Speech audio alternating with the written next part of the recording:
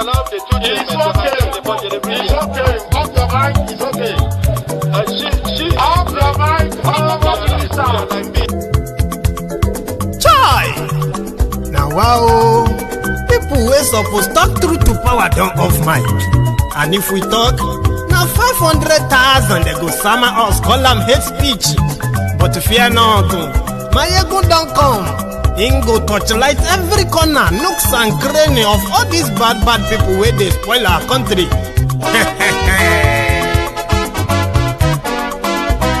So my people make we loud, oh yo yo. My ego don't come, oh yo yo.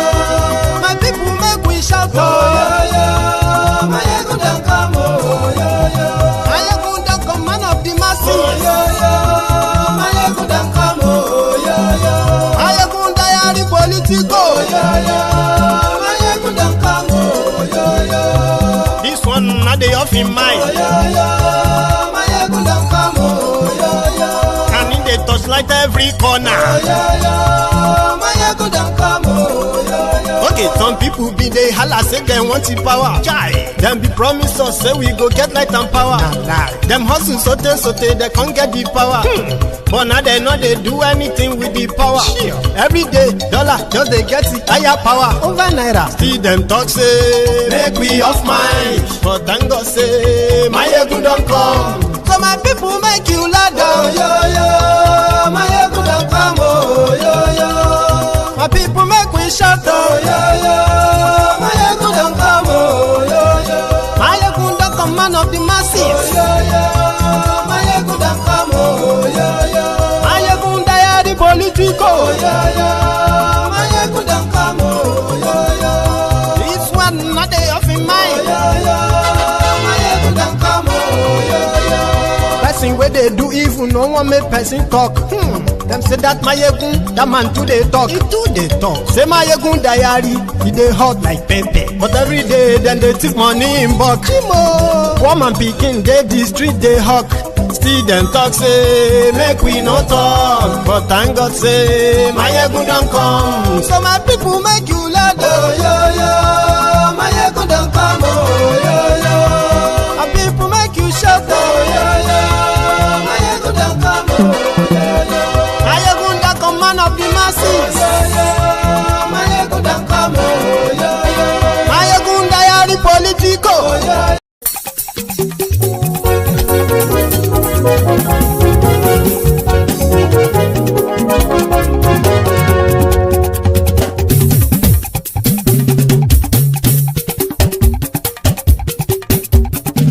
My ego la wa mo do do. My ego diary,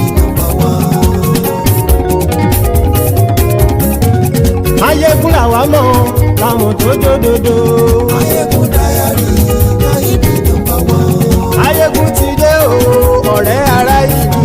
Ayekun diary na ibi nọ́mbà 1. Lórí Facebook lórí YouTube. Ayekun diary na ibi nọ́mbà 1. Gbogbo bó ṣe ń lọ ni Máyégún já wa sí. Ayekun diary na ibi nọ́mbà 1. Àṣírí ọ̀jẹ̀lú kì í bò níbẹ̀ o. Máyégún diary na ibi nọ́mbà 1. Bó bá ṣe eré àní Máyégún máa wí. Máyégún diary na ibi nọ́mbà 1. Ó sì tún ṣe eré wàá gbọ́ níbẹ̀ o. Máyégún diary na ibi nọ́mbà 1. Máyégún diary politico. Máyégún diary na ibi nọ́mbà 1. Godfatherism kò sí lọ́rọ̀ Máyégún. Máyégún diary na ibi nọ́mbà 1. Ẹ farabalẹ̀ sẹ́ o kẹgọ́rọ̀ lẹ́nu o. Máyégún diary na ibi nọ́mbà 1. Àní Máyégún làwa mọ̀ tó dódòdó. Máyégún diary na ibi nọ́mbà 1.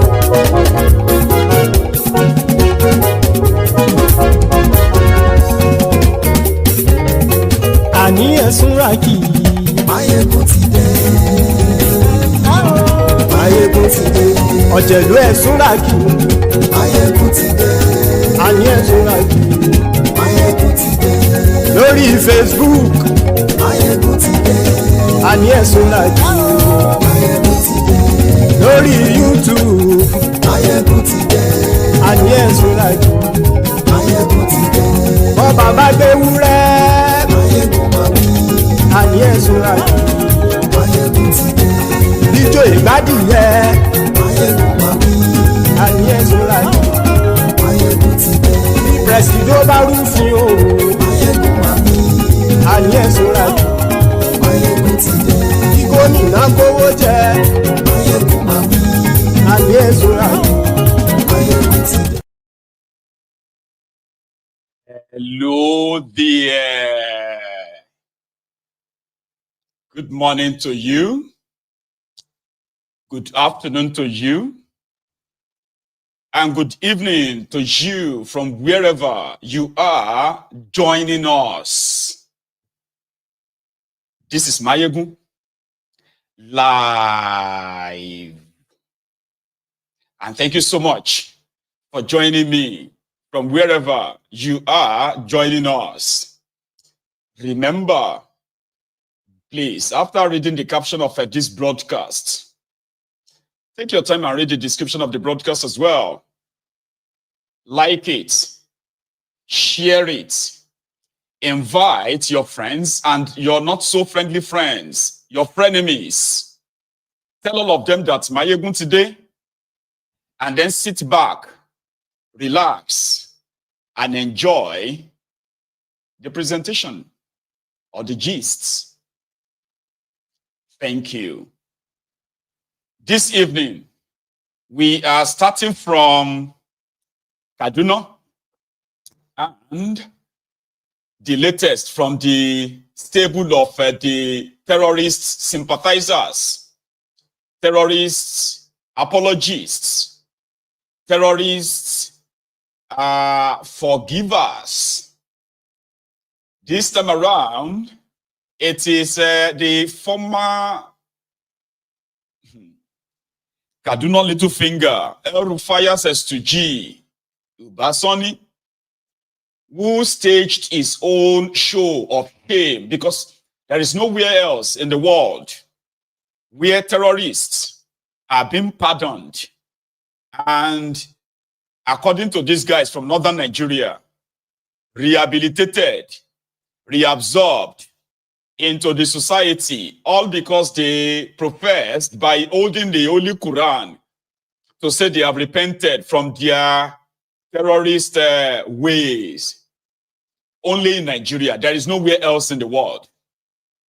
And according to the wise man, or a wise man once said, there is no repentant terrorist anywhere. The only repentant terrorist is a dead terrorist. Not in Nigeria. In Nigeria, some ragtag criminals, politically backed terrorists, they group themselves in the name of their Allah, that they are fighting for their Allah, and therefore the vulnerable people, the poor people, have been subjected to the lifetime of horror, terrorism. The one that the supposed government arm from northern part of Nigeria should have ordinarily quickly nip in the bud. They decided to politicize it and use it for their own political advantage. The amount of, or the number of people killed by these animals doesn't really count. The amount of lives they've destroyed, the amount of villages or the number of villages that they have ransacked and destroyed, including the economy of northern Nigeria that they have ruined, does not really count to these mofos called the northern governors. Every time that the chance creates or presents itself to go after these terrorists, their emirs, their sultan, which is the Sultan of Sokoto, as well as other emirs, the political class, they will quickly begin their clandestine moves by saying that they want a non-kinetic approach because these guys are just misguided, their brothers of theirs. It got so bad that not only that they have been draining the resources of Nigeria, a very scarce resources, in the fight against terrorism. The fight against terrorism has become so much like a joke in truest sense of it. A total joke where the terrorist sponsor are also people in government, both in Abuja and in different states of northern Nigeria. So the celebration of a repentant terrorist in Nigeria seems to have become a national pride. It all started during the time of Bukuwari, the Fulani lifeless mannequin from Daura, when they opened a secret door with no law backing it. Despite all the havoc that these criminals have wreaked, Bukuwari's government and the military of that era, they made an arrangement called Operation Safe Corridor. Operation Safe Corridor for terrorists. And over the years, thousands of murderous Fulani terrorists, Boko Haram terrorists were freed back into the society. And this is not just a stain on the supposed the military, who have lost more of their men to these terrorists in the last 10 years alone. We've had over 15,000 Nigerian soldiers either killed or injured. That means like disabled. Some of them have lost legs, arms, and some, majority have lost their lives. 15,000 soldiers, either dead or disabled by these terrorists, or the fake war against terrorism. While the political class will quickly put up a show to celebrate the graduating repentant terrorist. Now, you see, the saddest part of this whole thing is that you will think a country or a region that pride itself to have freed over 200,000 repentant terrorists would have had a sort of a success where the terrorism would have become so abated, like it would have probably died down now. Imagine having over 200,000 Allah soldiers surrendered and renounced terrorism by just holding the Quran. Shouldn't that be significant enough to have reduced the terrorism in northern Nigeria and also in the rest of Nigeria? But rather than the terrorism to reduce in northern Nigeria, it has now become an industry, a very massive industry, where terrorists are now controlling territories, where Nigerians from that part of Nigeria have been subjected to the rule or laws of terrorists. We now have areas called ungoverned areas in Nigeria, most especially in northern part of Nigeria, areas where the Nigerian soldiers dare not tread, they dare not go to. In fact, the presence of Nigeria as a country, as a government, as a sovereignty, no longer exists in these areas. Nigerians are subjected to be paying taxes to these terrorists, most of them who are actually not even Nigerians. They are not from Nigeria. But the political class loves it because it gives them a bit of a leverage over the power, the power sharing in that contraption. They have been able to get away with it many times. The governors will tell you that they lack power to protect their people because the military is controlled by the federal government. However, they are the forefront of celebrating or releasing the repentant terrorists back into the society. It is such like, it's more or less like an agenda for them. And to some, an achievement. In Borno State, in Nigeria, half of the state is no longer under Nigeria as we speak. Half of Borno State is controlled by different kind of terrorists.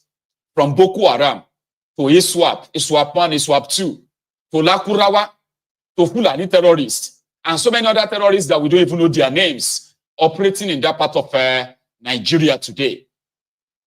Out of 27 or 28 local government areas in Borno State, only 7 or 8 of them actually exist. The rest, they exist in name. they don't really exist as an entity anymore. And this has been kept away from the rest of Nigeria. If you go to Niger State, where Babangida lives, where Abdul Salami also lives, half of the state is also controlled by terrorists. In fact, it became so, so ridiculous that the state government is making deals, right, with terrorists. Please, we want to harvest, we want to plant this season, or we want to harvest now. Can you give us the permission to? This arrangement exists inside Nigeria as we speak today. If you go to Zamfara State, the story is the same. The terrorists are having field day. If you go to Sokoto, where the Satan of Sokoto lives, these terrorists also control almost half of the state as we speak. If you go to Katsina, Katsina State is where Bokwari comes from, right? At a point, they had to smuggle him out of Daura because of the incessant attacks. In fact, when Bokwari was their presidiot in that contraption, the head of Daura, which is like the village head of Daura, got kidnapped. They had to pay ransom to get him freed. So the tolerance for these terrorists in northern Nigeria has kind of put Nigeria on the map as a terrorist country today. And guess what? They are not ashamed of that. So, 2 days ago, there was this report from Kaduna. When Kaduna Littlefinger was their governor, Southern Kaduna got so terrorized that it actually became more or less like the APC, Egbe's, one of their manifestos, to bring back the Fulani terrorists that the people, the locals, fought and bled to chase out of their lands. But immediately, in 2015, immediately after El Rufai became their governor, he went all over West Africa, he went all over Africa, according to him, to bring back these murderous terrorists. And it didn't take long. 6 months after El Rufai became their governor, Southern Kaduna became a bloodbath zone. It got so bad that they were killing their head. Adara of Adara Kingdom in Southern Kaduna was lured to the Kaduna State Government House in Kaduna for a meeting with the governor. He was there for a day or two, but El Rufai never saw him. So what happened after? They told him to go back. On his way back to his kingdom, Adara was waylaid. Halfway to his kingdom, he was kidnapped. Adara of the Adara kingdom can be likened to, I'm a Yoruba man, right? Can be likened to the, to the position of the Alaafin of Oyo, the position of the likes of, Awujale of Ijebu land. That's the kind of, that's the level of that king. He got kidnapped. His wife, they raped his wife repeatedly. Then they killed him. When they killed him, they brought his body to the footpaths very close to his kingdom for his people to see him, a first-class royal father. El Rufai and his gang, they did nothing. Guess what? They started, the Fulani terrorists, they started the attack on his kingdom, and little by little, they were chasing people out of their communities. And most of the communities where people were chased away by these terrorists, they were renamed as caliphates. And up to this moment, the terrorists still operate in Kaduna.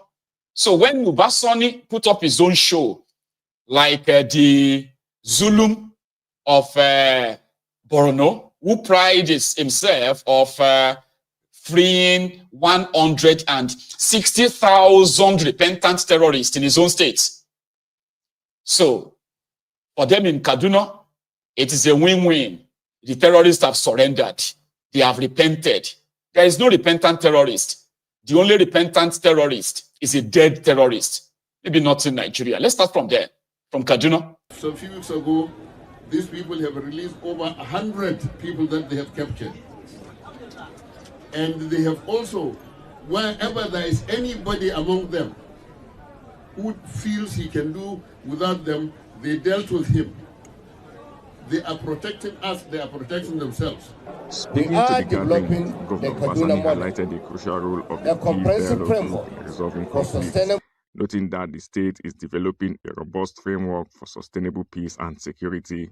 This model will include disarmament, demobilization, and reintegration, alongside investment in rural development and conflict resolution. It is a holistic approach that addresses both the symptoms and the root causes of insecurity. He emphasized Through that numerous his meetings and administration will extensive not discussions, hesitate to take firm action against anyone who refuses to abandon violent activities. several senior bandits leaders have laid down their arms and embraced peace, along with their followers. Our approach is based on principle of carrot and stick. When we welcome those who choose peace, we will not hesitate to take decisive action against anyone who continues to perpetuate violence. Some few weeks ago, This is the problem.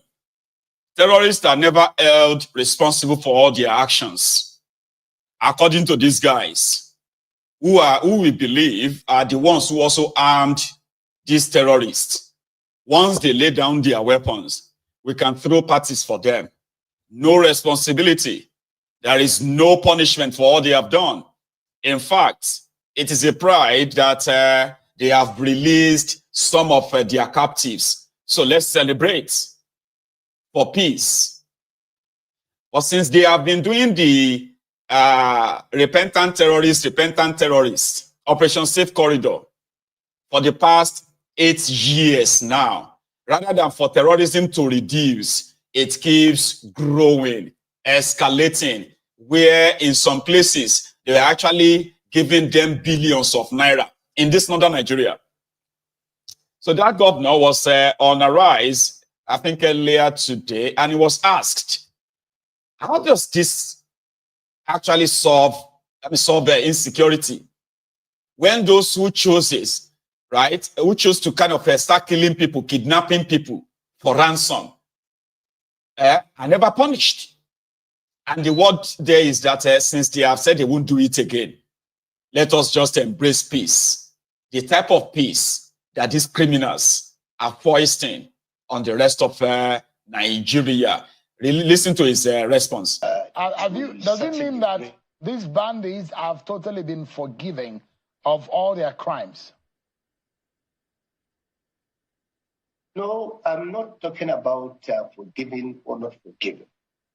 But of course, as a governor, when you're elected by a people, you listen to what the people want. Like I said, we sat down with the people of Benangwari, local government, at the Premier of Benangwari, who have been part of this process. He's someone that have been witnessing this very unfortunate incident in the last 10 years. And he was a person who actually welcomed this development. And as a governor, for me, the most important agenda of our government is protect the lives and properties of all. That is what I said. The approach is not just about forgiving people or not forgiving. It's about forgiving them. There's never been any trial of a terrorist in Nigeria since APC, Egbekegbe, came to power in Nigeria. Oh, we used to have them. I mean, the Nigerian police, or so Nigerian security agents, they used to arrest some of the masterminds of all this act of terrorism in Nigeria. But it's been a long time you last saw that. Now we have to embrace them. We have to accommodate our killers. We have to get used to them. We must stop being Fulani-phobia. We must stop being terrorist phobia. We shouldn't have phobia for terrorists and murderers. They have gaslighted us, blackmailed us as much as they watched us being kidnapped and slaughtered by these Sahelian terrorists that invaded Nigeria. The Zamfara governor, who is the current guy, Lawal, raised an alarm. He raised an alarm last year. According to him, they put in an effort in Zamfara to go after these terrorists. And then successfully, they apprehended some of them in an operation that was coordinated by the states without the involvement of the federal.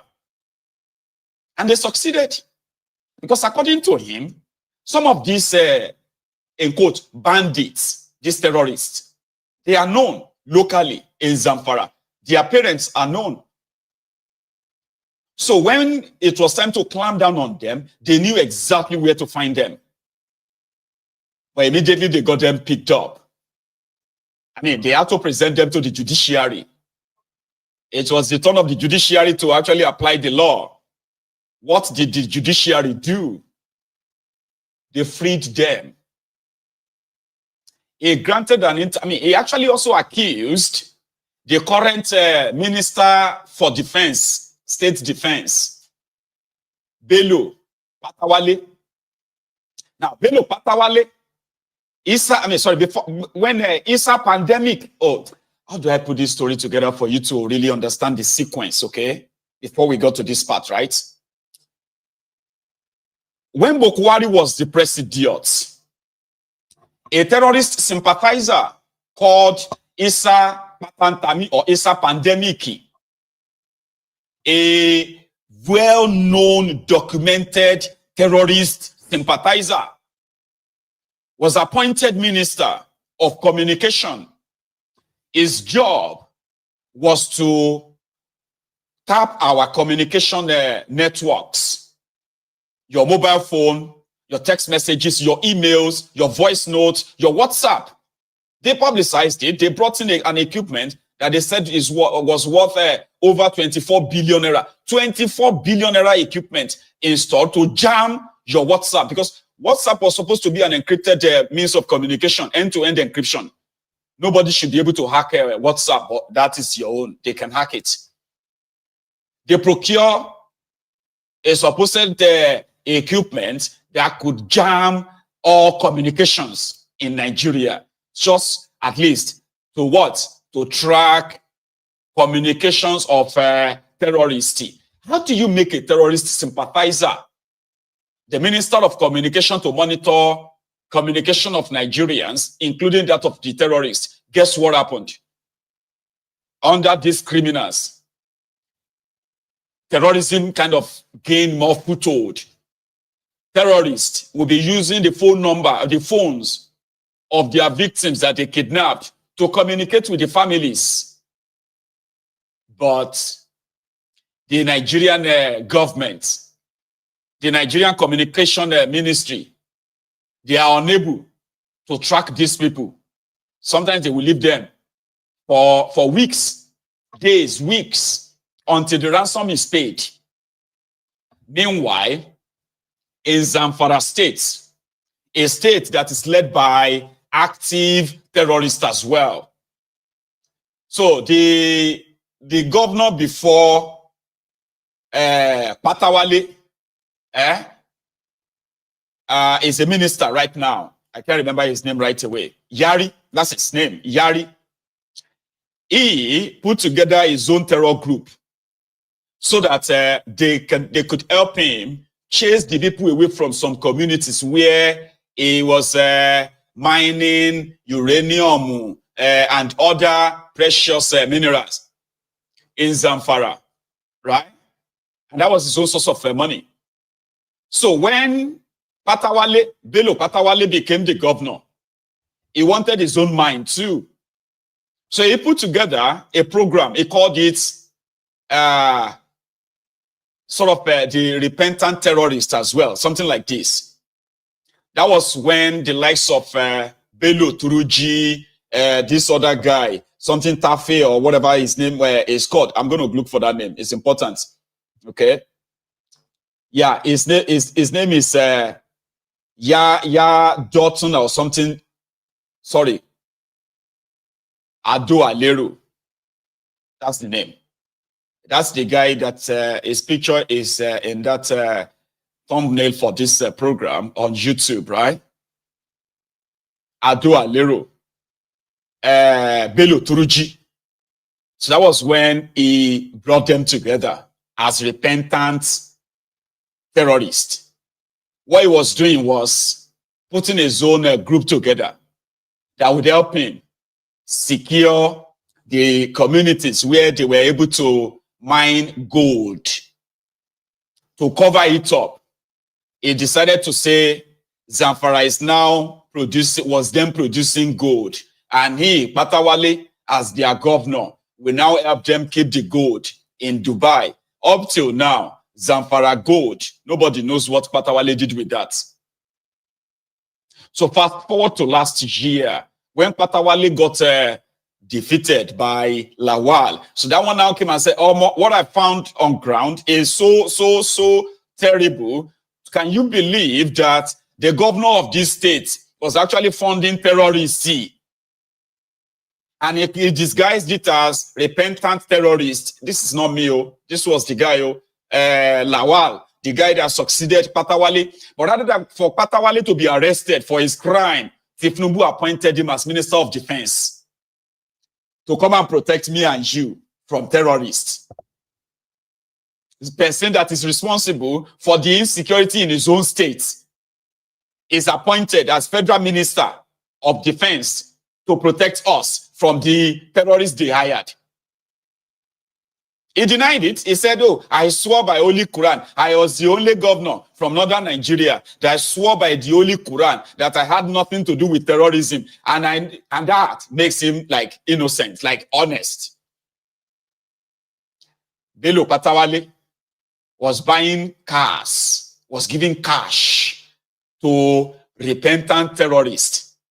Some of these terrorists, right, as Patawale freed them, they were driving all these Elox pickup trucks, right, to the communities where they ransacked and killed people. Those who lost their loved ones in the hands of these terrorists, Bello Turiji and co. They were seeing these terrorists cruising in a pickup truck given to them by the state governor because they repented. Yeah, because they repented. So Lawal said when they took all these guys to court, the court released all of them. All of them. Order from above. And he pointed the fingers, not somewhere else. He pointed it straight directly to his predecessor, Bello Patawale. He denied. He said Lawal is trying to cover up his failure as governor. That's why he's blaming him for the insecurity in Zamfara. So all these things the guy said, nobody acted on it. Today, Patawale is a minister in Nigeria. And this is his recent interview with the BBC on the matter. Listen, that is Lawal. Can do overnight. But yet you made promises to the people of immediate change. And we're so on that. I'm the one who's here on their behalf. We are on that promise. And that is questions. why I told you the rate of insecurity has reduced drastically in the state. What I'm curious about is a statement that you made in a recent TV interview where you said that you know where the bandits are in Zamfara. Absolutely. You know where they live. Absolutely. You know their parents, etc. Why have they not been apprehended? Well, you see, this is some of the complication. Like I said earlier, these people are not foreigners. These people are Zamfara State indigents. The bandits? Absolutely. They were born and bred in Zamfara State. So we live with them. We know who they are. It's a very straightforward thing. And we are the people that can take care of that. And that is why we're making conscious effort to make sure security is given number one priority. But also, we look at other factors. What are those causes of insecurity? People are idle. Let me say this to you. Zamfara State is a population of about 6 million people. More than 70% of that population are young men and women. And these guys are idle, doing nothing. They don't go to school. So what do you expect? Crime to go on. So part of the reason, part of the measures to address those issues is to understand the root causes. And that is why we had to declare state of emergency in education to make sure these people are educated. And when they're educated, they are taken care of. And when they graduate, they have something doing. the former governor of the state is now in the national government, in the federal government as a defense minister. Absolutely. And you know where the bandits are. Absolutely. I'm trying to put two and two together. You know where they are. Yes. You should potentially have an ally. Absolutely. In a seat as well as the defense minister. Absolutely. Why can't you smoke out these bandits so that we discuss a different issue? Let me tell you why it is difficult for a state to do certain things. Yes, in theory, state governors are chief security officers of their state. But in reality, we don't have control over the security forces. And therefore, we have to rely on federal government. Now, we're doing that. Are you working with the defense minister? Defense, well, there's a minister of defense, there's a junior minister. The senior minister recently was in Zamfara to discuss the security challenges the state is facing. So there's collaboration between the state and the federal government. But what I'm saying is we need to make conscious effort to be able to address this issue because, like I said, these people, we know who they are, we know where they live, we know their parents. So why is it difficult handling them? That is the $1 million question. I hope you have the answer. Why is it difficult handling them? Well, we're doing the best we can within the limited resources, within my limitation as a governor. I mean, okay, and I'm sorry I'm taking you step by step. These are issues you deal with every day. Have you handed over those locations and names to the authorities within a certain time and they have not gotten back? We have security report on a daily basis in terms of the movement of these bandits. But like I said, I'm not the man who will give the control or the order to be able to. I have to rely on the security forces of the federal government. Can do overnight. Are you following? Yeah. Do you get it now? You get it? If you don't get it, forget about it.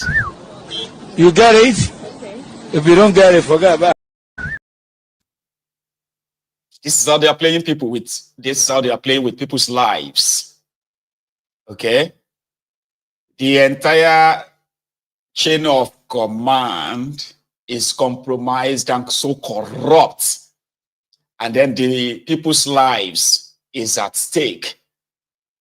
And there is little I can say. We know these guys, we know about their movements, but we can't really do anything because of the people that are supposed to do something. They are not doing anything because they are the ones sponsoring them. It is as simple as that. They are the ones sponsoring them. You are at the mercy of terrorists in the contraption. I'm talking about terrorists. Here, yesterday, the news broke that the Nigerian Army had arrested and detained an investigative journalist, Fisayo Soyombo. And it wasn't really that difficult for those of us who knows the work of Soyombo as an investigative journalist, that if he is found in the midst of oil bunkers, then he is doing a piece on them. So how could the Nigerian Army detain him for 3 days without announcing that they had him until the news broke? Eventually, they let him go. These are the other uniformed. You know, in Nigeria, they have the non-uniformed terrorists, the Boko Haram, the ISWAP, the Fulani terrorists, and name it, the Lakurawas and the rest of them. But there are also the faction, which is the uniformed terrorists, the Nigerian Army, Nigeria Police, the DSS, the NIA, the CNN, the MTN, because they have different names for themselves. You know, you go to hear NIA, DSS, NPF, NA, MTN, Airtel, you know, these funny names. As many as they are, they cannot keep anybody protected. You're on your own. So the Nigerian Army had an investigative journalist in their detention until They blew the lid on that, and they had to let him go quickly. And what was that? Nigeria has been dealing with oil thieves. And you cannot, I've said it too, I've said this before, stealing of Nigeria crude oil is not the same as you or me carrying a koroba pail or bucket to go and start, and then a chisel as well as the hammer to come do to tap a hole in a pipeline, crude oil pipeline, and begin to fetch crude oil. That is not for us. You see, those who are stealing the Nigerian crude oil, they are also the same people who are supposed to actually protect the crude oil, the Nigerian government. Imagine stealing what you are meant to protect. Double jeopardy. The Nigerian Navy cannot keep the Nigeria waterways safe. They are there. They bought them equipment to patrol the waterways of Nigeria. But guess what? They are not doing that. They would rather be protecting and guiding crude oil vessels that came to steal crude oil in Nigeria. Nigerian Navy, they will use their equipment and everything to guide the stolen crude oil out of Nigeria water and wave to them and say, bye-bye, you. Safe journey, see you next time. The Nigerian Army, who are supposed to also protect these national assets, they themselves, they are shooting at themselves on who should protect oil thieves more because of what they will get. The Nigerian custom, who are supposed to protect us from contraband and other stuff that shouldn't enter the country, no, they are the ones in bed with smugglers. The Nigerian immigration, who are supposed to identify, give us identity of those who are coming into the country or those who are leaving the country, no, they are not. They are the ones working for the human traffickers. Name it. The Nigeria police, who are supposed to protect us from violent crimes and the rest of that, they are the ones selling weapons, selling ammunition to the same violent gangs. The Document Stupid Service, the DSS, who are supposed to detect the crime before it even happened at all. No, they are not doing that. They are looking for who is saying something about the criminal politicians online. They can track you anytime, any day, even if you are using an anonymous identity on social media. They will track you, but they cannot track the criminals who are the kidnappers, the terrorists who are kidnapping our people, who are slaughtering our people, who are ransacking villages. They can't do that. It is always the opposite of what they are set up for, to the point that militants are now the ones collecting the contract to protect the Nigerian pipeline in Nigeria, where they have the Nigerian Navy, Nigeria Air Force, Nigeria Police, Nigeria DSS, Nigeria NIA, Nigeria MTN, Nigeria Econet, and all these people, all these funny names. You are not safe. So, Fisayo is doing a piece on them, and he said he didn't trust the Nigerian Army. So therefore, he didn't alert them beforehand. So that day that they came, it was because they smelled something was off. So the ones that they paid to look away, the ones that the oil bunkers paid to look away, they sensed that something was off. So they didn't show up. They sent another set that were not paid.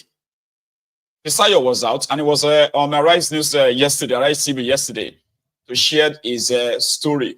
You can watch the rest of this interview on the Arise TV YouTube. You can see the full interview the full conversation on YouTube. But here is a part of it where Fisayo told us what really happened between himself and this uniformed terrorist of Nigeria. Please. Into the oil business that you are now picked. What really happened? Give us the details. Let's know what happened. So I think everyone other than the Nigerian Army already knows what happened. I'm an investigative and undercover journalist. I was investigating illegal oil bunkering. It happened that, it's a complex story. It happened that someone in the security setup was offended that he didn't get bribed, because the illegal bunkers would bribe people in security. For now, I don't want to, be specific, but it would bribe. And one got annoyed and tipped off others to say, something is happening there. So they came. Everyone else ran away other than me. I came forward and had an interaction with them. So one, there was no arrest. The Nigerian Army did not arrest me. They didn't? No, they did not arrest me. But you were in their custody? They spotted me, flashed their torch, and I came out. And I wanted to open a conversation with them. You showed them your ID? I didn't show them my ID because the illegal bunkers had said they had settled everyone, and the guys who came were the ones who were not settled, and the conversation was going on to settle them. So I just thought it was a settlement conversation, and I came forward. So they did not arrest me. I came forward. It's not like they chased me. They didn't get anyone. All the other guys, fled into the bush, but I stayed because at the end of the day, I knew I had nothing to hide. The grouse of the army, the real grouse of the army, one, is that I did not carry them along. I won't deny that I have low trust for Nigerian public institutions. A small 2-minute diversion. Last year, I did an undercover investigation on an orphanage home that was selling babies. I bought a newborn baby with 2 million naira, took the baby to NAPTIP. I looked after that baby. After I handed the baby over to NAPTIP, I sent a representative. We go there every month. Our birthday, we bought gifts. Christmas, we woke up one day. NAPTIP shut the door on us. The former DG of, I'm saying it on national TV. Farida was the last DG of NAPTIP. She has to answer the question, what happened to that? I brought that baby. I just wanted to, keep up with the progress of that baby. And one day, NAPTIP just shut the door. We just got there and they said, you can't see the baby. So how do you expect someone like me to trust public institutions? So I didn't trust the army. I didn't carry them along. But I'd also known that illegal oil bunkers were bribing different people in various security formations. And I would endanger my life by carrying them along if I didn't know who was who. So that's the first problem they had, that you were doing this story and you did not involve us. Now, I have been vindicated because I spent 3 days in military. Everything I told the highest levels of the army, the illegal bunkers were telling me when I left.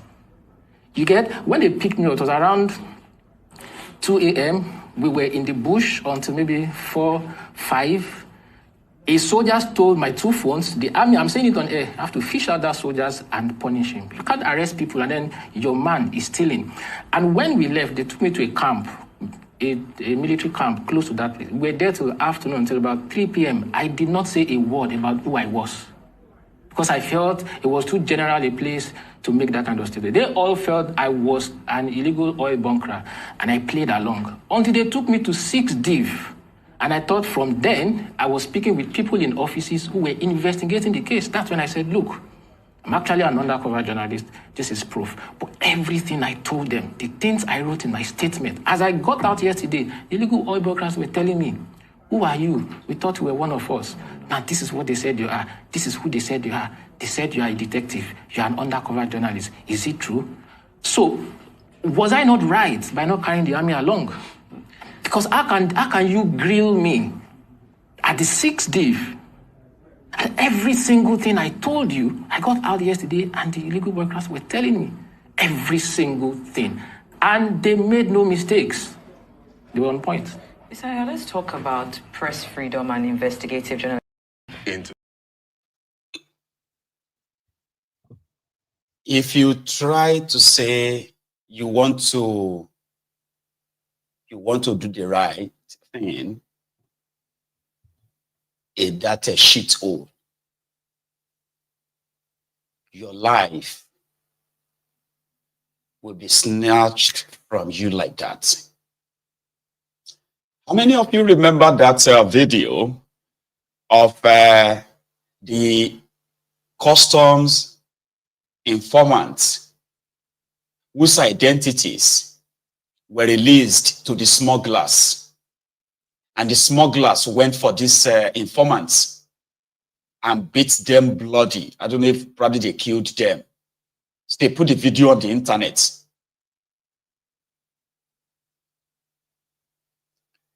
Fisayo, who acted like he said, he played along, To the point that even when he was arrested, he still never disclosed who he was. But when he finally told them who he was, immediately he got released. Everything he told them, they relayed them back to these bunkers who thought he was one of them.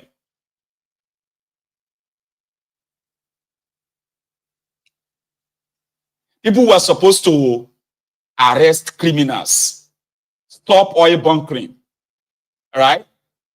But they are more upset that they were not bribed than to stop the crime. And guess who they are ready to sacrifice? The one that think is doing us a favor.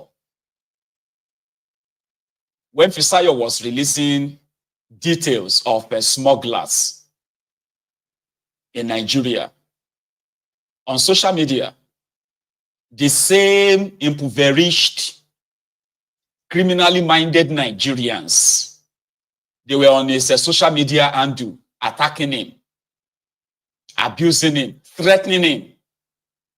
Your hand goes, who touch you? Who sent you? Who sent you all these things you are doing? You are destroying people's livelihood. Well, why do you want to take food from people's mouth? All these things that you are, is the smuggler our problem? Why don't you go and expose the politician? Leave the smugglers alone. They are just trying to survive. Everybody in Nigeria is too hard. You are just destroying people's businesses. Go and report politician. Go and shake the same Nigerians. Because Nigerians don't really hate criminals. Many Nigerians don't hate crime or criminals.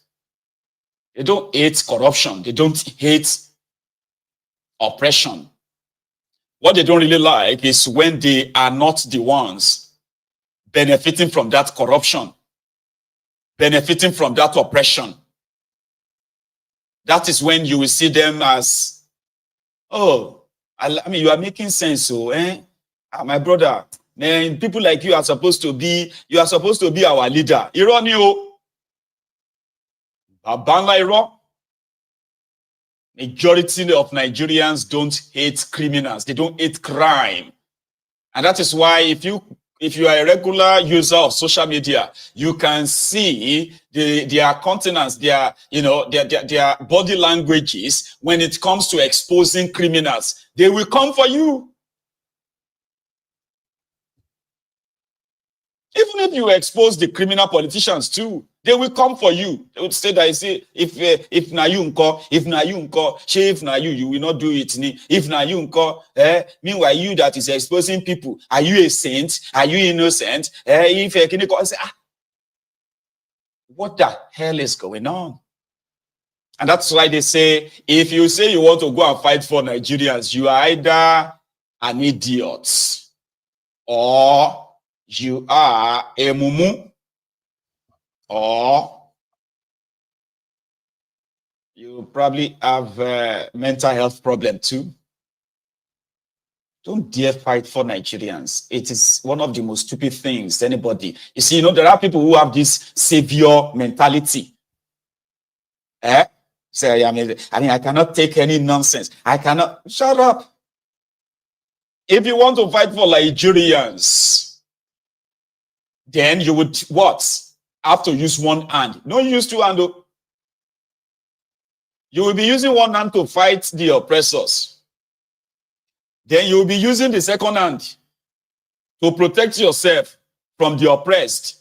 The oppressed that are going to be stoning you. They will be stabbing you. They will be, you will become bloody from behind. Because they will be saying, who sent you? Now who sent you? You are not fighting for me. You are fighting for yourself. All of you are the same. They will say it to your face. They say you are all the same. And that's why I've told a lot of you here, if you don't fight for yourself, get out of here, man. So I'm fighting for who? If you are not ready to fight for what you believe in, for your rights, get out of here. Get out of here. can go and look for those who have this savior mentality. I want to save the world. I want to save this or that. They will stab you to death. Fisayo could have been killed. All they had to do, the moment they discovered him, is to kind of release him and let him go back into the midst of those oil bunkers. And then they will release his details to them. And he will disappear like that. He will not even see his body. So when I look at the whole story, I'm like, guy, you are lucky. Oh. I know you put your life on the line many times, but this particular one, you are lucky. Oh. If one single person out of those army kind of recognized you on day one, they will release you back and then alert this bunker as that guy undercover investigative journalist. So they record all the things they do. They cover them, and we will never see Fisayo again. He will probably be dead. You won't see his body. You will not hear the end of the story. That is Nigeria. So it is an entirely systemic flaw, as in it takes more of selflessness to some level and some level of craze. Like you must be crazy to put yourself and put your life on the line because you are in Koto fighting for my fatherland. We need to cleanse this land. Where are you going to start from? And that's why they're like, you need to actually be crazy to say you want to go and face the system. I give credit to him. I'm not. I say everyone who is standing up to that level. It's really, really incredible. All right, but it would have made much sense if the citizens that this whole expose, here you get now. Look at what David Undeyi have done for us. Look at what expose Shore have done for us. Look at what this Soyombo guy they've done for us. These guys have done so much to keep us mentally alerted, awake, alive, to face these oppressors. But rather than not react collectively to end this madness, what have we done? We have protected these criminals even more. We have questioned the credibility of these guys. We have called for their heads on the spike. We have asked these oppressors to get rid of them or kill them. That is what Nigerians have done. If you look at what these guys have really exposed about Nigeria, and the reason is not far-fetched, because your criminal leaders, they are the reflection of the criminal citizens, criminally minded citizens. Majority of them that are worse, even more worse than the criminals you call their leaders in that contraption. Makes it really, really sad. You know? Part of his story was that he bought a newborn baby for 2 million naira.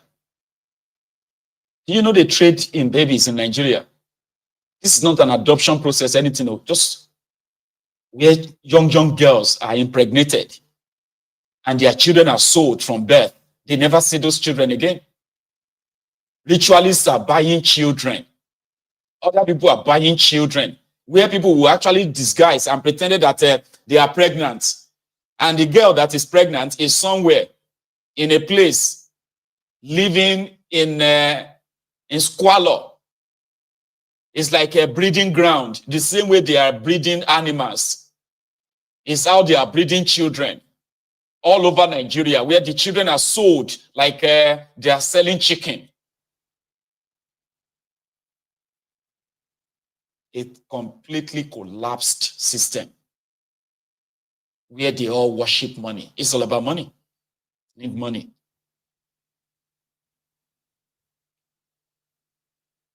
And there is no one to report to. There's no institutions to actually come after them. No.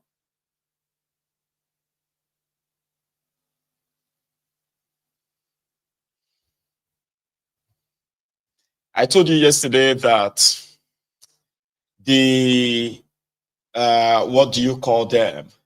Okay, I'm going to come to that after anyway. So the news we have received right now is coming from the Punch that the Portharcourt Refinery has finally shut down.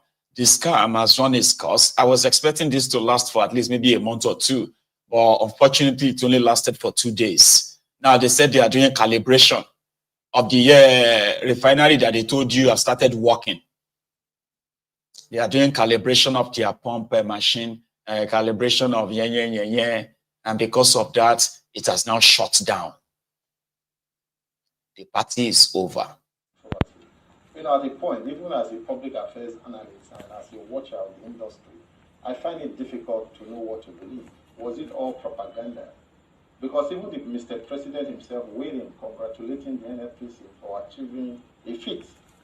And if you watch the clips from that we saw earlier on by the Minister of Finance while in France, you know, he was celebrating the fact that Nigeria has, you know, Nigeria has achieved significant milestone in local refining of crude oil. You know, that it has not happened in the last 30 years, because I listened to him that this is the first time that is happening in about 30 years. So seeing this cover in the pump is a big slap to all of us. It's a shock.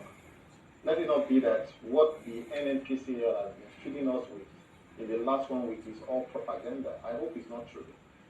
But again, it's worrisome when it comes to the controversy surrounding, you know, the attempt for Nigeria to have a competitive. Bandits is working. You know, we ask why is the state-owned refinery is not working. You know, if they are working, it creates a competitive environment that leads to energy security and fair pricing of petroleum products, which all Nigerians hope for. But with this story, it is worrisome, and I hope NNPCS should be able to put a light to it. It's definitely worrisome, but what do we think about the prioritization of propaganda as opposed to laying down the foundations for real results? And what could have happened within a few days the Portharcourt Refinery, Doctor?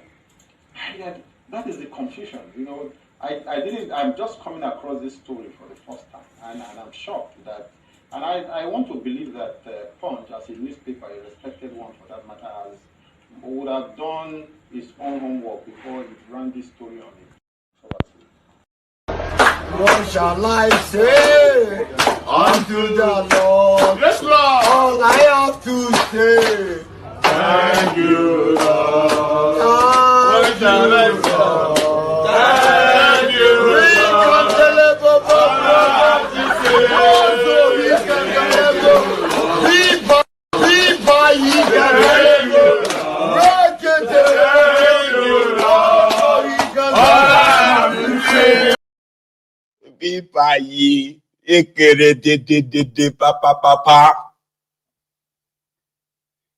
They said na bad belle they do us for asking questions which we automatically know that or we know the answer to, and then the conclusion was that this is a scam.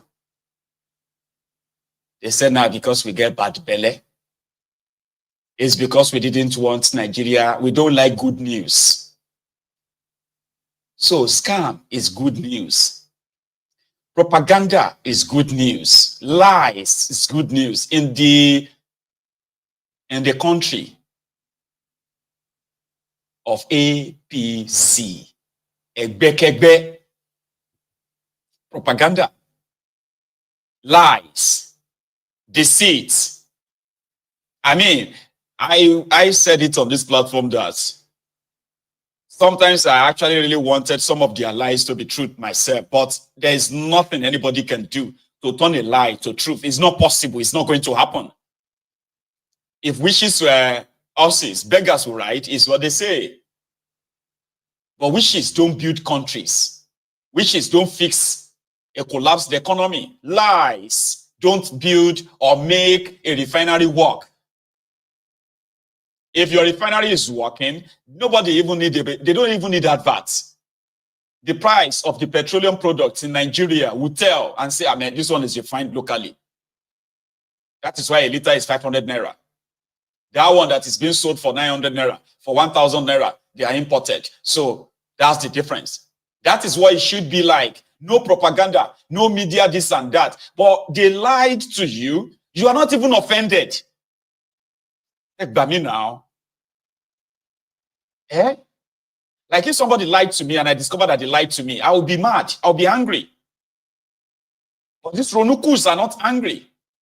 They are not mad. They are not upset. But rather, they are angry at you. They are angry at me. They believe that I am the enemy of... God damn it, man. I am the one who does not wish Nigeria well. Not the people who spent $1.5 billion. $1.5 billion. Not million, $billion. On old refinery, and it cannot refine a teaspoonful of crude oil. You are not angry at them. Yes, sir. You are not angry. You are not mad. But you think my own wishes, I'm the one who doesn't wish Nigeria well. So my wishes is the reason why Nigeria is not working. Yes, sir. Auntie. Mommy, it's Yawiri. And I believe I'm on more. You go about pointing fingers at people who are trying to kind of wake your mind up and say, please, please, please, stop protecting these criminals with your gullibility. There are real life victims of their decisions and indecisions, their criminality and corruption. But you want to gaslight us, to make us feel like maybe now us no they wish Nigeria well. That's why Nigeria is not working. But you are looking at these criminals who continually destroy that contraption, and they are making up lies after lies, to cover up another lie. And you are on Mayegun's diary political. You are pointing finger. Ni kurema. I mean, you should lecturer in Michigan, especially you, that's you, Mr. Lecturer in Michigan. The one that felt like, now because say we don't like Thiefnubu, that is why we are not celebrating good news about Thiefnubu. Good news. Say good news, Ray.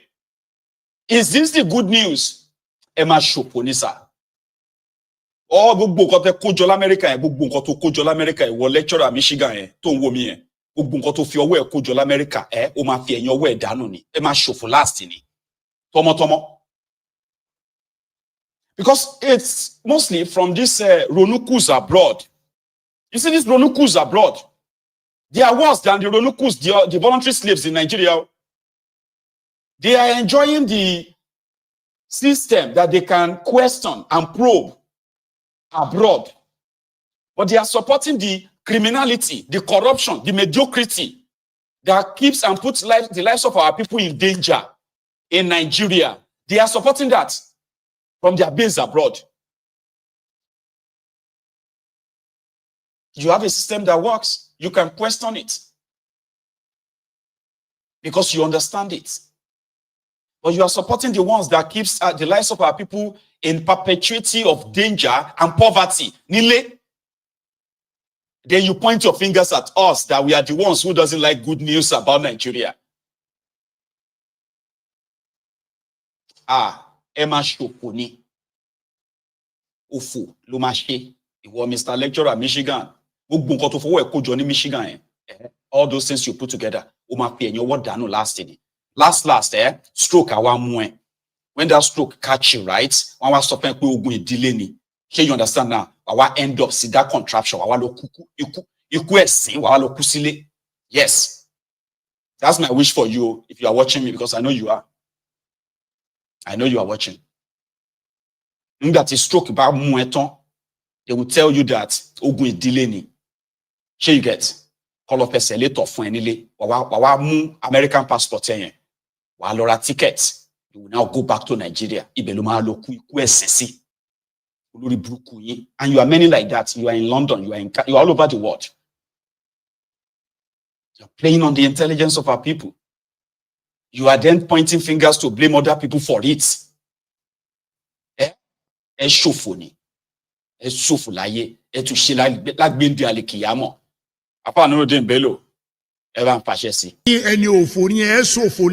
ṣe lálìkìyàmọ̀ ẹ̀yin rádaràda wọ̀nyí. Ẹni òfò ni ẹ ṣòfò láyé ẹ tún ṣe lálìkìyàmọ̀ ẹ̀yin rádaràda wọ̀nyí. I said, if Ahmed Bola Tinubu fails, hold me responsible. You say? I say, if Tinubu fails, hold me responsible. Thank you. The job people are already angry that this is the worst government. We have just started. We must. This is not the Ahmed Bola Tinubu I know.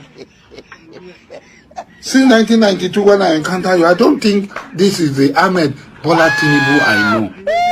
That calls me his friend, and I call him my friend, and calls me my son, and I call him my father.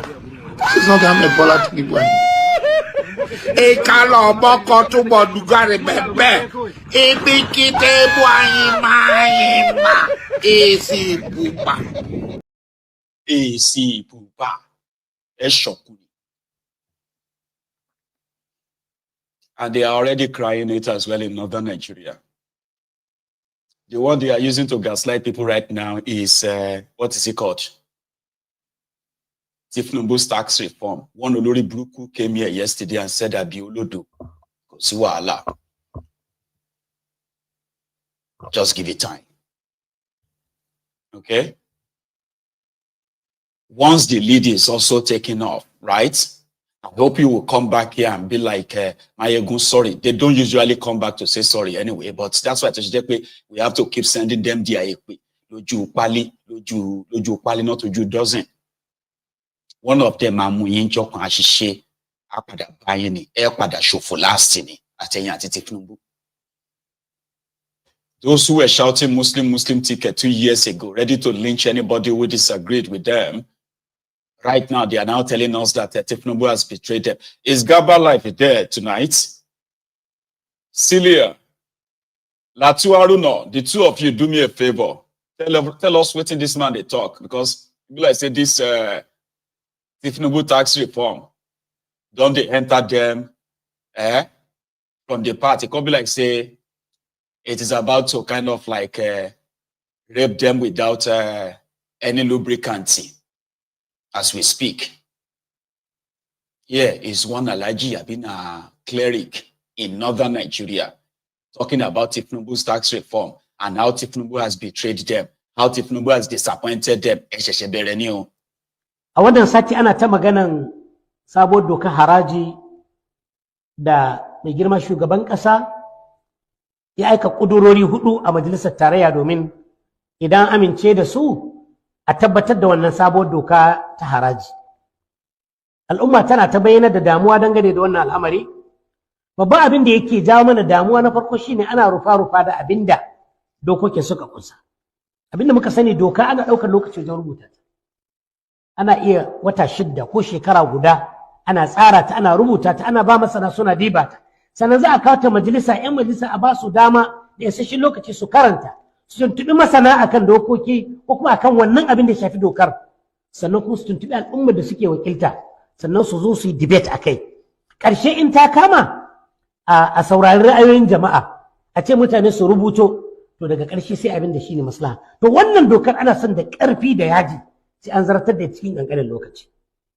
Majalisar Tattalin Arzikin Ƙasa ta yi kashe game da aiwatar da wannan doka, ta ce a saurara a ƙara duba ta. Wanda shugaban ƙasa shi ya kafa ta, kuma ba ta mandate, amma kuma yanzu ta yi hukunci a saurara ya ce ba za a saurara ba.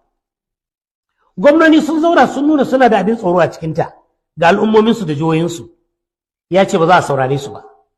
Majalisar Malamai ta ƙasa a makon da ya gabata ta fitar da bayanai masu nuna wuraren da muke da ƙorafi, muke da damuwa a cikin wannan dokokin. A jiya ma Majalisar Koli ta aiwatar da shari'a musulunci a Najeriya ta magantu akan wannan ƙudurori. Yana da kyau jama'a mu sani, na farko dai ta bayyana da girma shugaban ƙasa duk matsatsin da muke cikinsa da halin kunci da takura wataƙila bai sani ba, ko kuma bai dame shi ba. Yana neman ya ƙara lafta mana nauyin haraji musamman na ɓangaren VAT wanda ya shafi komai. duk abin da shi ta kaga an rage kokarin bayyana cash ana so komai mai transfer duk abin da zaka tura na kuɗi yana da VAT ko da katin waya ne za ka sai magi in za ka sai kai mai kati mai shago transfer sai an cire VAT to yana so ya nauya mu da shi ta yadda ko da zai bar mulki komai ya tsawwala ya yi tsanani ya kai talaka bai iyawa da shi shugaban ƙasa yana ƙudurin kwashe abin da muka tara na harajin nan kuma ya mai da shi jihar su ta Legas. Wannan rashin halarci ne ga sauran jihohin Najeriya waɗanda suka ba shi ƙuri'a, musamman Arewa. Ba fa mu manta ba cewa Legas Labour Party suka zaɓa ba APC suka zaɓa ba. Amma kuma a yau ana so sai an nuna mana ƙabilanci an kwashe arzikinmu an mai da shi gare su. Sannan cikin ƙudurorin nan da mai girma shugaban ƙasa ya bayar akwai maganar wato karya manya-manyan agencies da gwamnati waɗanda gwamnatocin baya suka kafa saboda tallafa mai ilimi musamman ilimi na gaba da sakandare irin su Tech Fund da NITDA da Naseni idan aka tabbatar da wannan dokokin nan da 2030 gaba ɗaya ba za su sake samun ko su kawo ba wannan in ka shiga manyan jami'o'inmu ka shiga polytechnics ka shiga high institutions college of education na tarayya da na jihohi duk wani sabon gini da ka gani shekara 10 zuwa yau to Tech Fund ta yi shi duk abin da ya shafi kimiyya da bunƙasa ta da ci gaba da training mutane da samar da digital economy to kusa aikin nidda ne na sai ni ita ma a nata bangaren duk gaba ɗaya dai yana so a kashe su a maimakon wannan ci gaba zai dawo ma dankara ma masu karatu abin nan bashi wanda nan gaba ba su iya biyan sa idan ya zama jami'ai ba su samu inda ake tallafa musu babu NITDA babu Tech Fund sannan ɗalibai bashi za a ba su yi karatu to daga 300,000 sai a mai da shi miliyan 2 daga miliyan 2 sai zan miliyan 5 sai ya kai ba in ba wanda ya samu bashin na gwamnati ba wanda zai iya karatu shi kuma kowa ya san duk wanda za a bada bashi bai iya game kowa da kowa sannan wanda aka bada bashi shi ma an mai da shi kamar bawa to kaga wannan duka ba ci gaba ne ga Najeriya ba kuma haka ake zato ba lokacin da muka zaɓi mai girma Bola Ahmed Tinubu da haka muna kira ga shugaban ƙasa ya ji tsoron Allah ya saurara ma wannan manufa tasa ya bari a duba maslaha a yi abin da ya kamata kamar yadda majalisar tattalin arzikin ƙasa ta bukata. In a nutshell, Alhaji is asking Thiefnubu to have a rethink. All these things, all these your policies, that you are rolling out and rolling out and rolling out. So that is further, I mean, there are further reducing the supposed economic survival of the people. Yeah? That Thiefnubu think and well, because people are going through a lot, and this your new tax stuff and all that is pretty much like anti-North on his side as well. Anti-people, he actually said it, anti-people. Mr. J.J. Wien, I don't know if you are new on Mayegun's Diary Political. And I would remind people like yourself, the only reason why you are going to have issue with the way I talk is when you are a closet supporter of the Olori Burukus destroying Nigeria. Are you listening? You call me uncultured. I am talking about the ruins of APC. You want me to say it with respect? Oh, ni kure. Emi uncultured. So, is that you are new to start with?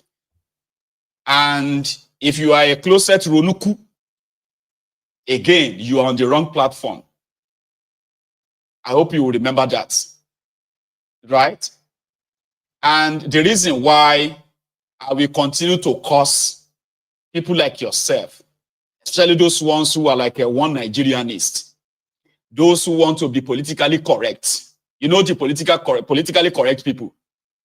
Those ones who will say to me that, Mayegun, you can still present your program without being salty, without being insulting, without cursing people. You want me to be a gentleman? I can be, all right? But that is not the modus operandi of Mayegun's diary political. Ronukus, bad starts, bad idiots, and the rest of their clans, they do watch Mayegun. And when I want to push and fish them out like that, that's when I open the session of Ekwe on you, also phony. You don't understand. That's the least I can say to you. That's the least I can give to you, because I am not a violent person, right? So the only way I can make you uncomfortable is that if you are pretending that you want a better Nigeria, you will not have any problem with all those causes. No, any problem. But now because people like yourself will come onto Mayegun's diary political, they are in bed with the criminals destroying Nigeria. Yeah, you have this affinity to them. You have this soft spot for them. So therefore, you begin to ask Mayegun, what is the way forward? What is the solution? What is Nikure or Sofoni? Oh, okay, all of that are intentional. You want me to show respect to criminals and their supporters. You want me to sound like, a reasonable, like a mumu reasonable person. How can you be reasonable with Olori Brukus, whose decisions are destroying lives every day? So you get problem with that. If you ask people very well, they will tell you that I have actually changed a lot. I have changed a lot. And what I mean by that is that I have tried to, because children, children also watches Mayegun, right? And that's why I don't usually want to start with Ekwe, end it with Ekwe for all of you. Because what you do most of the time is to try to want to be politically correct, where I've had some of you who have said that I should stop calling Thiefnubu. Don't you have respect? Are you not a Yoruba man? As a Yoruba man, you are supposed to respect elders. As a Yoruba man, I don't understand. You can still talk without abusing them. Oh, nishkure, ofoloshi. If you think I like home training, some said I don't have home training. Yeah, some of you Olori Buruku have said I have no home training. I should not call people Olori Buruku. What do you want me to call the Olori Burukus? Olori Race. How can I call Olori Buruku Edas Olori Race? How? That would be me lying now. So if you think I don't have home training, I lack home training, I am asking you, who are the parents of all these Olori Buruku you call leaders in Nigeria? Who trained them? Who raised these thieves? Did their own parents raise them right to loot public fund, deny the citizens the good governance? Who raised these people? The thieves, the criminals who are milking that contraption. Who raised them? Who are their parents? Are you saying their parents raised criminals? They raised thieves? Oh no, we should leave them. But you are asking about my own upbringing and home training, because I want to respect criminals. Oh, Nikuri times 1 million, and people like you too. So if you're about don't even make any attempts to try to want to sound right. And you could one by one. You know the book where die on social media, because this is all we have, right? And you can say that doesn't change. It doesn't matter. We change anything, but at least it got some of you upset that you have to pick up your phone and you are typing a comment. You are typing a comment to Mayegun, right? Because somehow you felt like I should be nice. I should be respectful. Respectful to people who have no respect for us. Do you think anyone that respects you will steal from you the way these lunatics are doing in Nigeria? Do you think? Who raised them? Who are their parents? Who raised all these thieves? These treasury looters? Who raised them? Who are their parents? I won't steal public fund, maybe because, I would probably never have the chance of administering public fund though, right? I won't steal from people and watch them die and then begin to demand respect from them. Respect me because I am older than you. Any shori racer. The party shake gon yen si efofo lo gba last ni. Efofo lo gba yin last ni. Don't let anybody gaslight you. Sure you get. Thieves also grow older. Olori buruku people also grow older. Don't say because somebody is now older person, no. And because of that, I am just respecting your age. You are there. If you let anybody deceive you into respecting criminals because they are older than you, don't try it. Are you with me? Some of us, if we have the chance, I'm a low agbada mo lorun ni ta ma drag you by, I'm go one drop dead. Doesn't mean that we don't have home training. In fact, it's actually from our own home training that we're not supposed to respect thieves. Don't bow for them. Don't try it. Except, if you are new on Mayegun's diary political, look at me very well. We don't respect criminals here. Whether it's from your tribe or she's not from your tribe, whether she's from your religion or she's not from, it doesn't matter. Old or young, criminals are criminals. Don't let anybody gaslight you and begin to say, no, don't let them question your own home training without questioning the home training of all these Olori Brukus that are destroying Nigeria. Are you with me? Don't let anybody blackmail you into thinking that now you don't get home training. Because if you think you are the one who doesn't have home training, right? Who trained these ones, these looters? Who trained them? Who are their parents? Who raised them? To put the life of millions of people in danger, in poverty. And all they care about is what they can take and take and take without any responsibility. And somebody will come on social media and begin to tell you how to react. Don't call them Olori Buruku. Why don't you just say it in another way? That's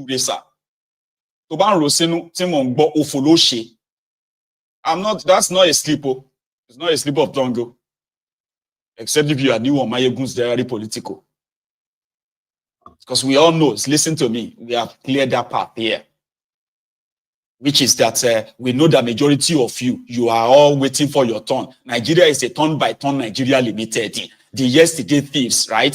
They are the motivator for today's thieves. Today's thieves, right? They are also kind of what? Motivator for the tomorrow's thieves. Everybody's waiting for their turn. So don't pull wool all over our eyes here. Don't tell us how to react. Don't tell me how to react. Don't ask me to respect criminals, whether they are young or old. Kukushidanu. You hear? They are destroying lives. You want me to what? If I want to be speaking by the rules, I will go apply for a job for Channels Television. Yeah, I will write an application letter to Arise News and say, please, I want to be working for your TV so that I can be talking phone, speaking English, speaking, So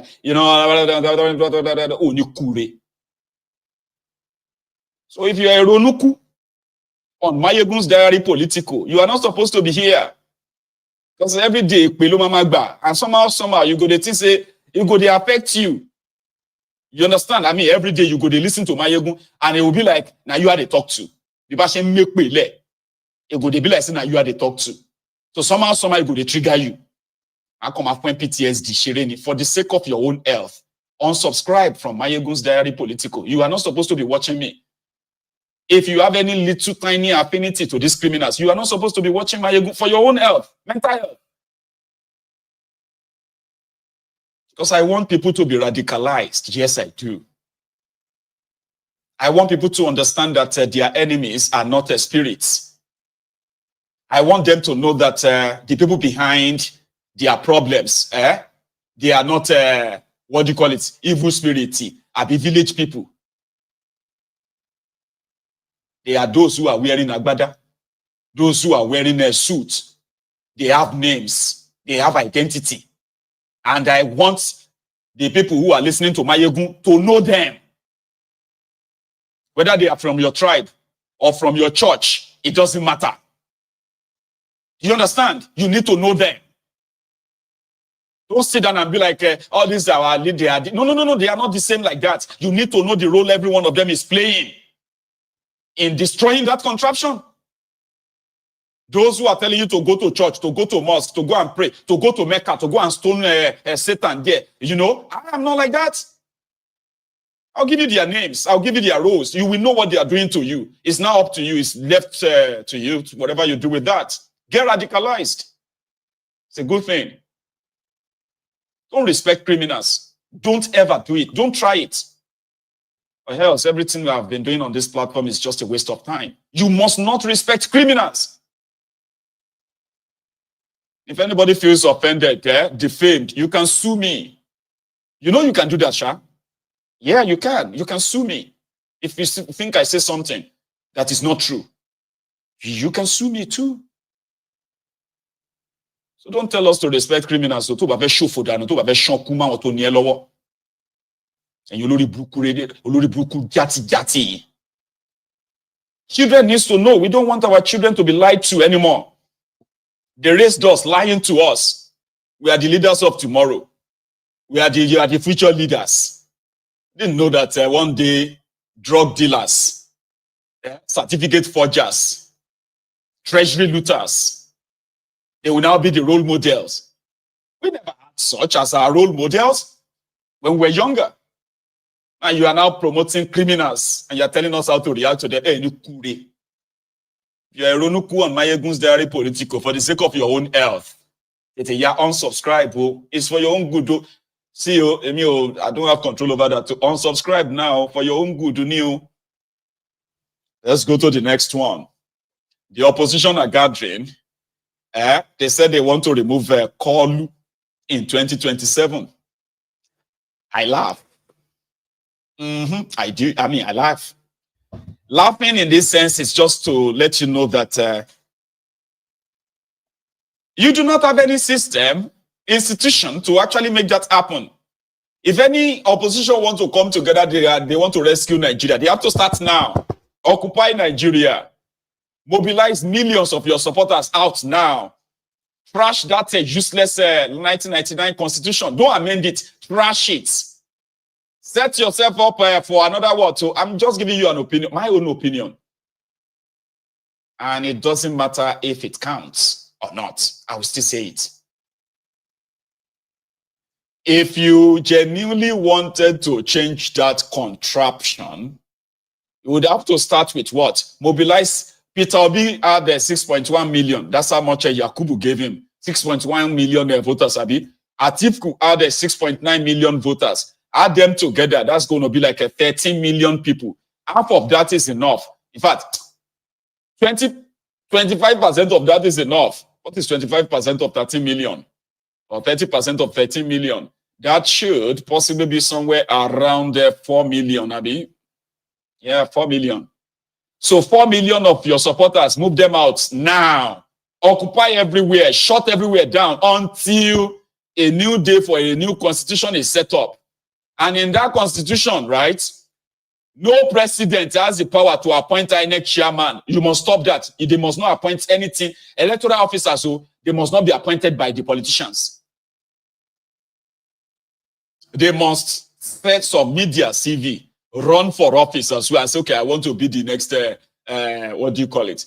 The next election czar, the umpire czar. So then they get screened, where they make sure that they have no affinity, no affiliation to any political class. And then you can start that now. And by 2026, you would have a new constitution.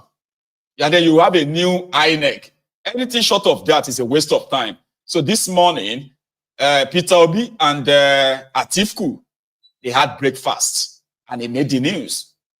They said the opposition are meeting the Empress. By the way, thank you very much for that super chat, okay? That's very generous of you. It's been a while, though.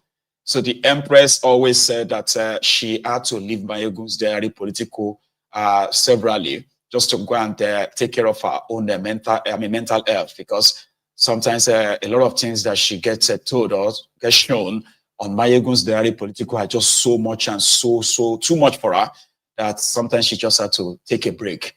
And I am glad that you are watching this evening. I hope tonight is not that much again, because there's no difference, all right? If you leave Mayegun's diary political because of the exposés and because it can be so depressing and all of that for you, and then you leave, even if you leave for 2 months and you come back, by the time you come back, the whole wahala is not going to be subsidized, okay, or subsided. The whole thing is, everyday wahala, and it keeps getting worse. So it's good to have you back. So this morning, was it this morning or even yesterday? I think it was yesterday. It only made it to the media today because Peter Obi was invited to Athiefku's APTI. Athiefku set up a British university after they destroyed the Nigerian education system, right? Obasanjo set up his own university, private university called Bells University. Atiku set his own up in Adamawa, and he called it American British University, right? So yesterday, they invited Peter Obi to come and give a speech at their convocation ceremony. Was it yesterday or today? Okay, it doesn't matter. So here, they had a breakfast.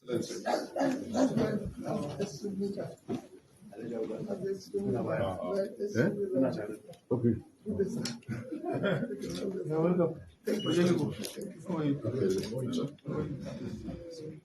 Morning, ladies and gentlemen. Your Excellency, morning. Good morning, sir. Why are you sitting down there? He chooses to start. He tried to be. What is that?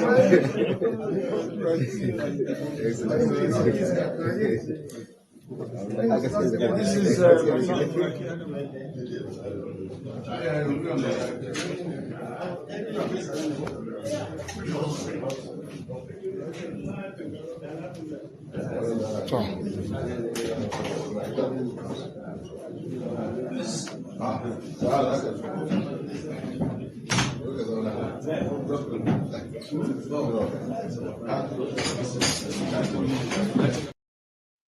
when you see the articulators, the articulated moguls, the articulated morons, the SPV boys, they want Peter Obi to become Athiefku's vice president again, because to them, it's only Athiefku that can rally the North to come together and remove Thiefnubu. And to the obedience to them, Athiefku should be a big brother. He should be an elder statesman. Athiefku should back Peter Obi to become the presidential candidate. In which party? There is an hint, there's this particular hint where they said Athiefku, Obi, as well as Kaduna Littlefinger, El Rufai, and others, including Kwakwansop, that they were meeting to set up their own political party. They are with Atiku, Thiefnubu, and I was like, who go conduct the election? So there is no yet any agreement. Athiefku is still going to run in PDP. Peter Obi currently doesn't really have a party as Abure and gang, including Lamidiot, Apampas, right? Lamidiot, Apampas, right? So they are somehow in control of Labour Party now. So Obi is floating. Athiefku too is controlling just a section of PDP, and Werewike is controlling the other for Thiefnubu. So if Obi, Athiefku, Littlefinger, Kwakwansop, if all of them come together and form a new political party, who is going to be their presidential candidate? Who is going to conduct the election? Today was yesterday. Chidoka,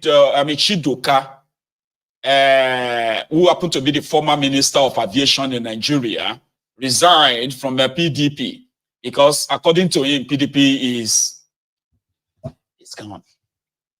if we all are to be honest. And this was the guy who exposed how they rigged Edo election. And as we speak, right, PDP that was supposed to actually move, they're supposed to be the opposition that will move the mountain to ensure that APC, right, would be afraid of conducting this level of institutionalized rigging. PDP just went quiet, unfortunately, because they did same in the past. In fact, PDP thought they were going to be in charge of Nigeria for the next 50 years, but that got truncated 9 years ago. Long story though, right? So, Chidoka resigned from PDP, but before he did, he told us this. This one is a long watch, okay? When he was with Sheung on channels, he told us how they rigged this Edo election. And I'm talking about the pictorial evidence of how the results, the supposed results from polling units does not reflect the announced results by the INEC. And guess what? INEC still went ahead to pronounce APC, Egbekegbe winner, and they told everybody else to go to court. God damn it, man. The very first time, I am shocked. I am totally distressed that an institution will put its reputation at stake for the purpose of an election. Which is INEC. Which is INEC. So you think that INEC was highly compromised there? This is compromised by design. The election in Edo. Let's get a sense of this is the summary of what this is the summary. Lack of transparency, discrepancies in the voter accreditation, incidents of overvoting, manipulation at the World Collation Center, and result viewing portal. These are the layers of what your findings are. We show the layers of what we saw. Yeah. So let's go further. This is our methodology. Okay. So we requested for freedom of information. INEC gave us certified true copies of EC8B, EC8C, EC8D, and the 40G. So we collected some of them from INEC, but we didn't get all. Again, this election was an election where a Sako West local government, 11 wards, was not delivered, and Ipoboka, 1 ward. So we have a total of 323 polling units that was not involved in this. We wrote to the 3 political parties and said, do you have this? PDP said they don't. Labour said they don't. We didn't get a response from APC. But none of the parties had these 343 polling units that were missing. All right, for the sake of our viewers that are watching tonight, the forms here that we're talking about are the forms statutorily provided under the law and the rules and regulation guiding the operations of INEC. The EC8 forms, EC8A, EC8B are the polling units, EC8Bs are the ward coalition, EC8Cs are the local government coalition, EC8D is the state results. So it's important for our conversation that you understand these forms, as they will provide a very good understanding into the findings of Athena Center. So these are the methodologies that you use. Let's find out. The state at the state, this is just a snapshot. 18 local government, 192 wards, 451, 4,519 polling units, and 2.6 million registered voters. All right. So now, from there, we saw the INEC announced results. This result as it was pronounced. 291,000 for APC, 242,000 for PDP, and 22,000 for Labour. This is as announced by INEC. And of course, the man that was declared winner there, the governor of Edo State, Monday Okpebolo, of the APC, who was said to have polled 291,667 votes. Well, so what are the data that we have? What do we know? So let's start here. So from the IREF, we downloaded 4,466 polling units. Of these, 4,410 were valid. 109 were excluded because 53 polling units were not uploaded to IREF, 36 PUs were cancelled, and 14 polling units with illegible results. It could not be read. And 4 polling units result with no votes. So there was a result, but there were no votes. And then there is one EC60E, which is the polling unit result that you're supposed to put out at the polling unit. So one of the presiding officers snapped it and uploaded. And then there is the EC25E, only one was uploaded. Now, the 180 words given to us by INEC, 363 PUs were not given. Of the 4156, 164 were excluded. 10 PUs recorded as cancelled, according to INEC. 153 PUs were not accounted for. That is to say, there were no results, and one PU was with an illegible result. So we had 4156 polling units from INEC, but we ended up with 3,992 that were valid polling units. So problem was that INEC didn't have all the results. 363 polling units are missing until today. And INEC, we wrote to the Edo State, wrote to the National, and after that we wrote to the three parties asking them, did you get this result? But those results were on the IREV. So, but they were not given to us on the EC8B. So we didn't see the breakdown of what was recorded on the ward collation from the polling units. So what you got now is the EC8 8 results, the BVAS result, and you are able to extrapolate and make sense of it. Yeah, based on what you have. Yes. So those are the 11 wards not given by INEC, 11 wards in Esako West, 284 polling units, and 1 ward from Ipoboka. So people should understand the implication of when we say ward. It means that it's almost like a village or hamlet in some places. In fact, in some places, it's almost a town. It's a political unit. Yeah. It's created by, they have 192 in Edo State. So there are 192 wards which constitute a local government. So the polling units are the base where everybody votes. Then there is a ward. Then it is called the residential area in the INEC lingo. So the idea right here is these 284, because some people might be wondering, 11 wards and you have 284 polling units. The polling unit is where you go to vote. That place where you have the cubicle and all of that, that is a polling unit. And so you have all of these 284 in the 11 wards. In so Esako West. In and then 77 in 1 ward from Ipoboka. Yeah. Now, so if you look at this, you said they gave EC8 4G. 40G is the result, that is the form that shows cancelled elections where elections did not hold. So INEC only gave us 6 polling units in the EC 40G, but there were more polling units that were cancelled. So 3 polling units in Akoko Edo and 3 polling units in Ipoboka. Yes. So that's what you have. Now, let's move forward. Now, this is where the problem starts, and this is a serious problem. In the EC8A forms we downloaded from IREV, we accounted for 580,000 accredited voters. Mark that word, 580,000. When INEC gave us the BVAS report that we requested for, we saw 687,427 as the number of accredited voters. Now, if you go to the EC8B, the 180 they gave us, the number of accredited voters there was 541. 541,283. So 323 were missing from this, but they had 541. So if you probably sum it up, it will give you something around 580. Now, in the EC8D, the one the returning officer announced to the world as the result of the election, they had 604 accredited voters. Now, they had 577 used ballot papers. That is not in contention.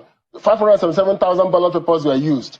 But INEC said that the people who saw the voters, the people who accredited, the people who counted the votes and recorded came with 580,000 accredited voters. But the INEC back end gave us 687. When we reviewed it, we saw that there were 794 polling units where INEC had randomly increased the number of votes. Some as much as 1,400 increased the number of votes in those polling units to get to 687. Our suspicion is that the last election, we used the BVAS as the gold standard to check for inconsistency, and you could see the inconsistency. But in this election, by this singular act of INEC, we are not able to now say what went wrong with the election, because the number of accredited voters are 100,000 more than the number of accredited voters that was accounted for at the polling unit. That is the abracadabra. Nigeria election where APC, Egbekegbe, is interested. It is not the number of people that are voting that matters. It is the people that are going to record the votes. if you like, all of us should come out and say 1 million people accredited. By the time INEC will announce it, they will announce 1.3 million. If you don't agree, go to court. So it has been proven again and again that you are not contesting elections with APC, Egbekegbe. Wherever APC, Egbekegbe, wherever they have interest, you are contesting that election with INEC. And if you don't agree, go to court. It's as simple as that. That is why if you participate in their charade, what you are doing is that you are validating it. You can no longer come around and say you are rigged. Wherever they increase the number of accredited voters and the number of total votes, it is always in the favor of APC, Egbekegbe. It is never the other way around. So accredited voters are the people that showed up on the day of election with their voters card, and they take their pictures, their fingerprints, check their voters card, and they give them ballot papers. Those are the accredited voters. So when they collected all the numbers in Edo, it was 577,000. By the time INEC was announcing results, accredited voters jumped from 577,000, to 680,000, which is over 100,000 more. And that's exactly what they added to the Monday Pebolu, what is his name? That made him the governor of Edo State today. If you don't agree with that, bye-bye, go to court. So it is not about you coming together, opposition, this and that. That would remove Thiefnubu. No. It is by dismantling the entire rotten system, compromised institutions, and you can do it. Even though some of you probably will wait till that 2027, get rigged out, and then you go to court. Like they are in Edo now, they are going to court. By the time they announce the results, those who voted for PDP, the result that PDP recorded as their own result, 210,000 or something, INEC confirmed that. The what they recorded for Okpebolo, 190-something thousand, when they added the over 100,000 to it, Okpebolo scored nearly 300,000 or so.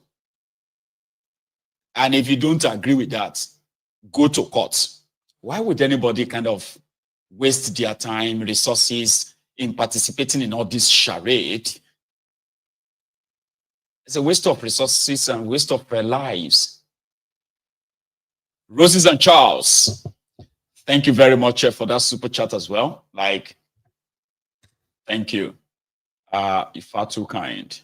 People are feeling generous tonight, which is great. So thanks so much. Appreciate that.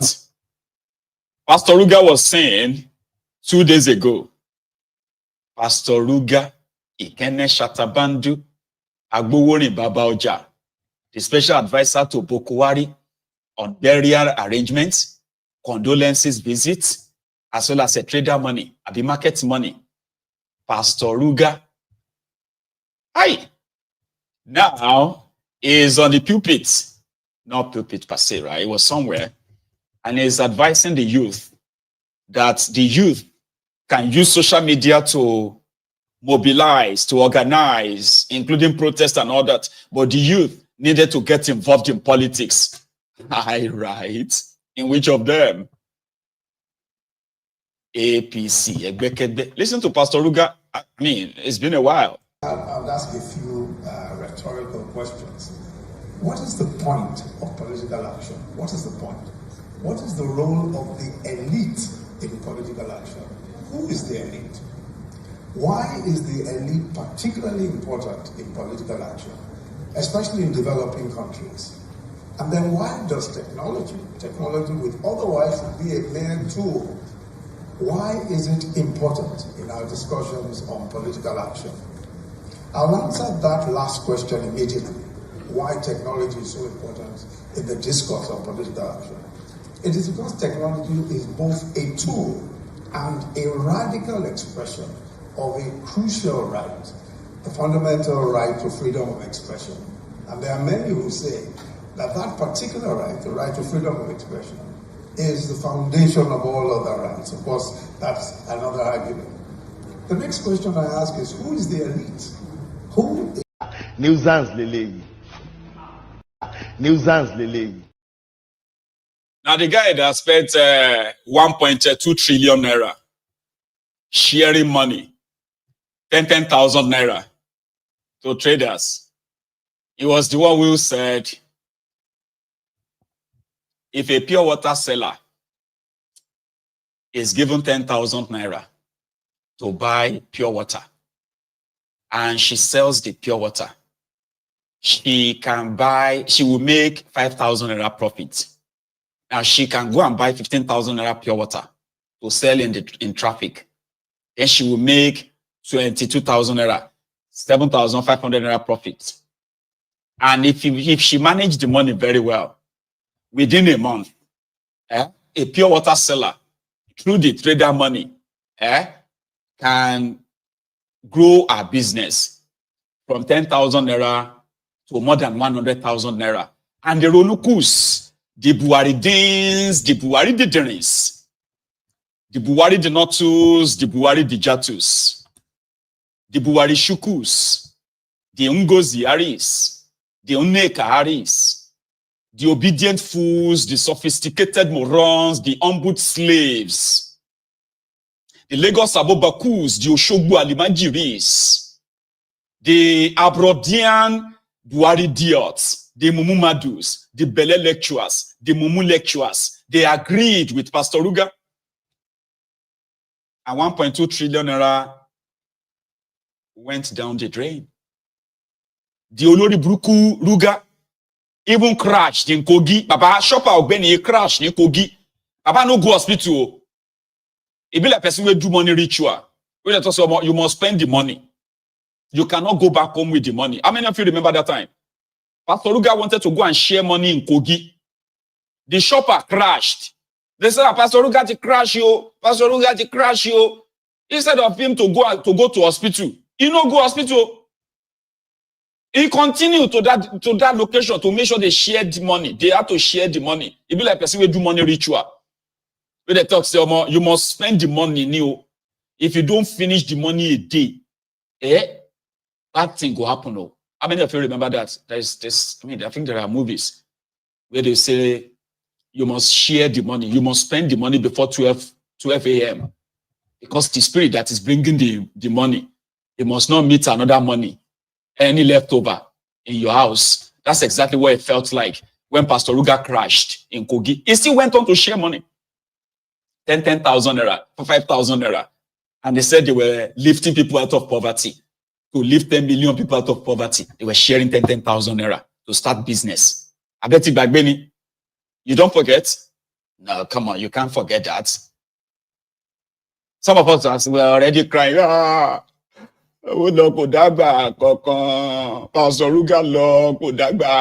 Because I have not really seen many people that crashed and survived. But Pastor Ruga crashed because the money was too heavy ahead. And they put her inside chopper from Abuja to Kogi. Me shopper Luba crashed in Kogi. We thought he's dead. When they uploaded another picture, he was already sharing money. Professor of law, you are sharing money in the year of election, and you called it empowerment, lifting people out of poverty. Today, that same Pastor Ruga is now talking about technology, technology, and all of the elite. They are late of, they are late. Some people are even saying he should have been the president if he's the one that is the president, as if to say he was not the one with Bokuwari. This same Pastor Ruga, Ikene Shatabandu, they destroyed that contraption. They did. They said that Bokwari will be fighting the terrorists physically. Pastor Ruga will be fighting the terrorists spiritually. By the time they are done, they built an establishment. An industry for terrorism in Nigeria. They industrialized terrorism in Nigeria. You don't know that. We never used to have the Fulani terrorists in that contraption. They never get the audacity to whip guns and begin to ask for our land or our life in that country. They never did that until these criminals walked the surface of that contraption called Nigeria. Today is a motivational speaker, Mr. Motivational Speaker, Pastor Ruga. Anyway, my time is almost up. I'm not going to round it up without showing this from Lagos. I told you that some of these criminal politicians, sometimes they can multitask. Tokunbo Wahab is known for showing us around Lagos during the day, the shanties and all of that. But recently, he has now taken up the job of NDLEA, looking for the drug dealers, the drug sellers, and the drug users. And in the middle of the night, they are demolishing their shanties and the hotspots across Lagos. Here is one of them.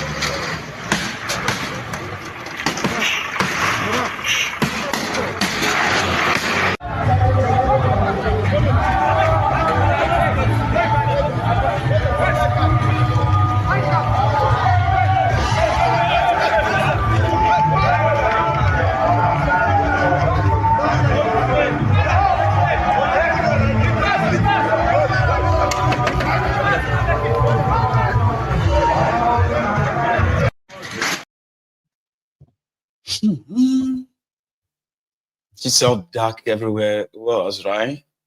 That is our mega shitty Lagos. Saaki Olafioye. Thank you very much as well for your super chats. I appreciate that, and then thank you for, you're far too kind. The scope of our understanding is directly proportional to the limit of our exposure, no doubt. Unfortunately, we have those of us who left the contraption, but the contraption never left us. Unfortunately, sir. There are those who live abroad, and they were supposed to actually reflect that they live in a sane, or they live in sane societies. But rather, they are much in bed with those who are ruining and destroying the contraption, like, it's fine, when it is not. So we'll keep outing them, and we'll keep saying it as it is. It is not to make anybody feel comfortable.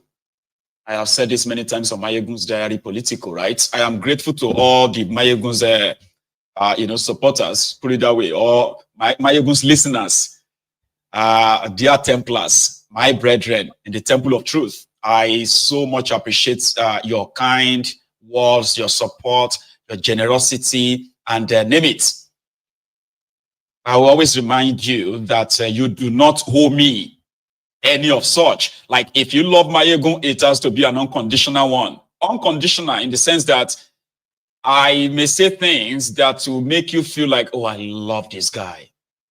Oh, I appreciate what this guy is doing and all that. And then you may wake up tomorrow morning and I'm here with another title, something that will likely make you so uncomfortable. Uncomfortable truth. That you can easily just withdraw that I love this guy to hate this guy.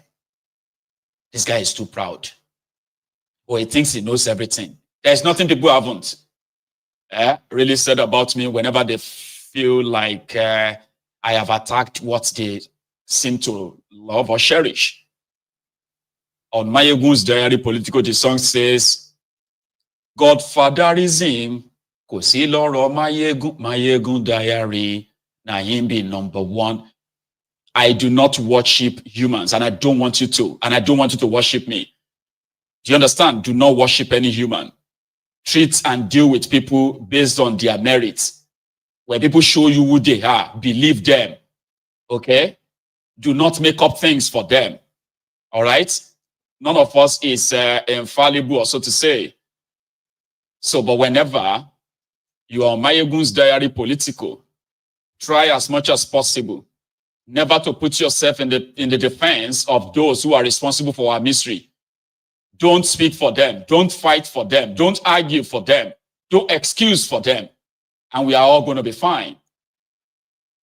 Anything after this is just like conditional love. So I do appreciate everyone who loves Mayegun unconditionally. Let's keep it that way. And then, yeah, this guy will be our limit, or starting point, rather. Thank you so much, everyone. I am going to go on a short break now. So when I come back, we shall take calls. If you have any sort of disagreement to what I have shared so far, this might be your shot to express that. And if you really have to go, make sure that you like the broadcast as well. It's important. So when I come back, we'll continue. Thank you very much.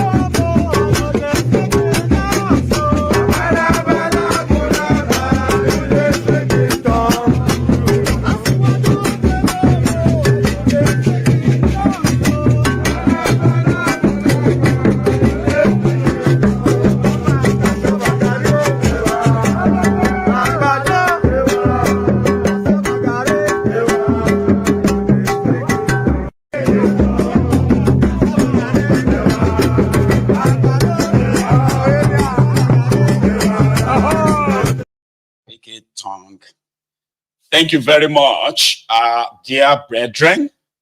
I just read where people said that they want to buy me coffee. Yeah, you can also support my platform, right? If you don't know how to do the super chat, okay? So my friends on YouTube asking for the link to buy me coffee, buy me a cup, buy me 2 cups, and then whatever you think you can. Buy, support my Mayegun. But let me show you. There is this QR code, right? I'll put it on the screen for you. 1 sec. So what you have to do is that bring out your phone, okay? Then turn on the camera of your phone.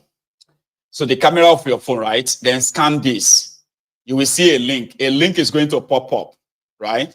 Yeah, that QR code. Scan it. If you scan it, you can buy me as many as a cup of coffee you want. 100 cup, 500 cup, or just 1 cup of coffee, all right?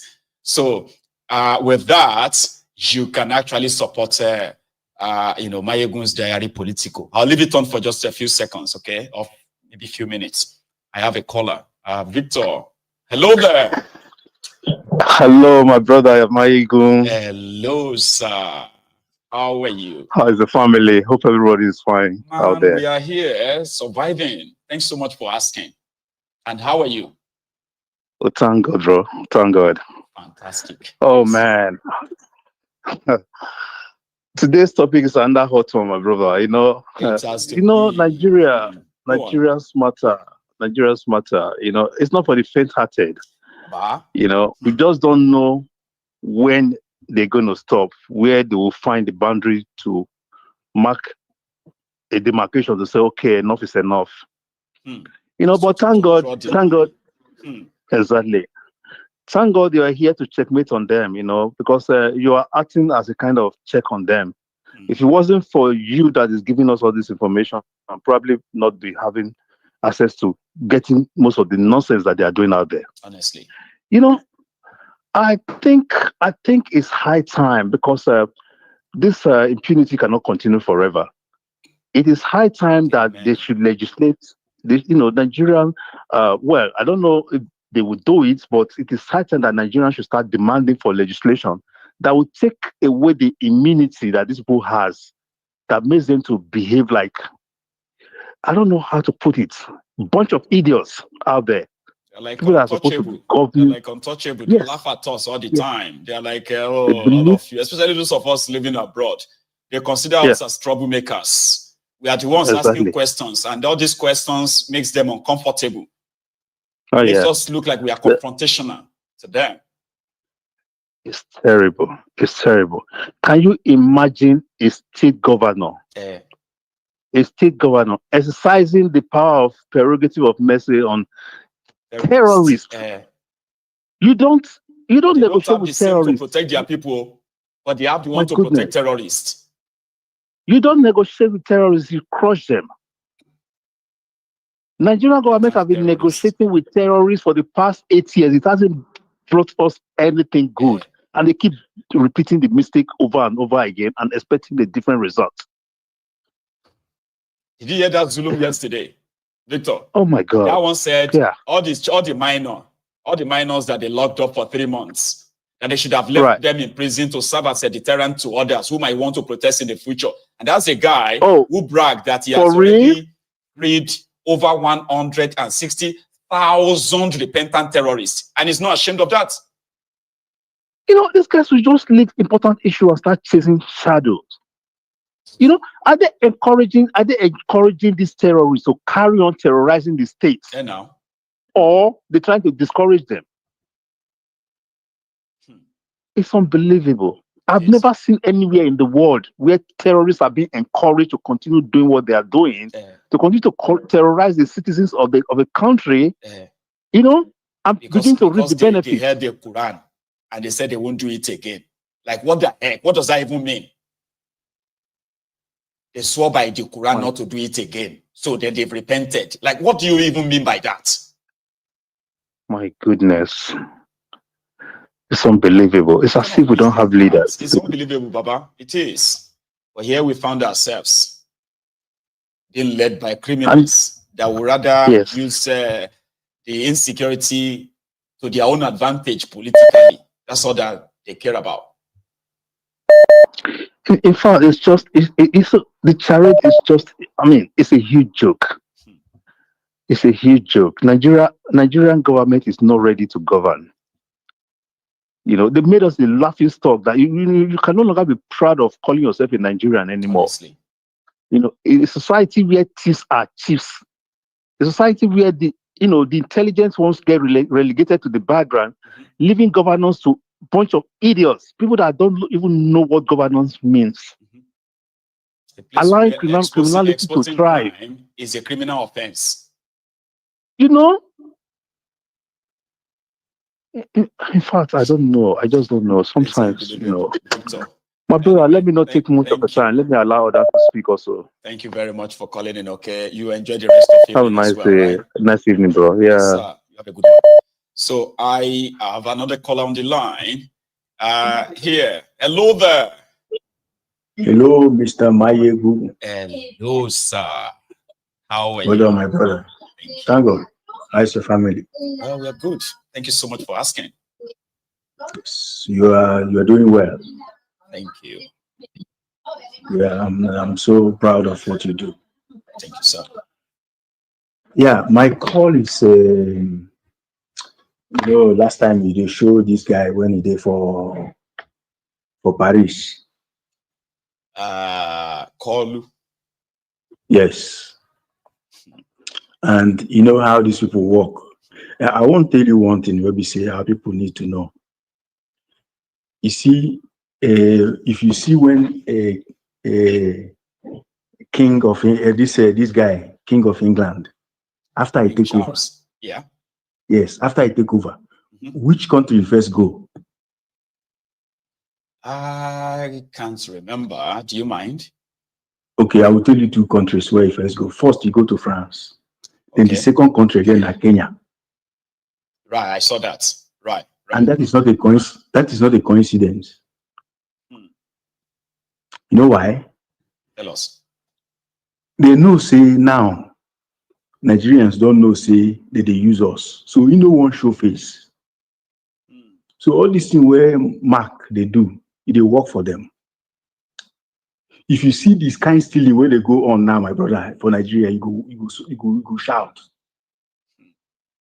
And where those money they end up, you know now. The West.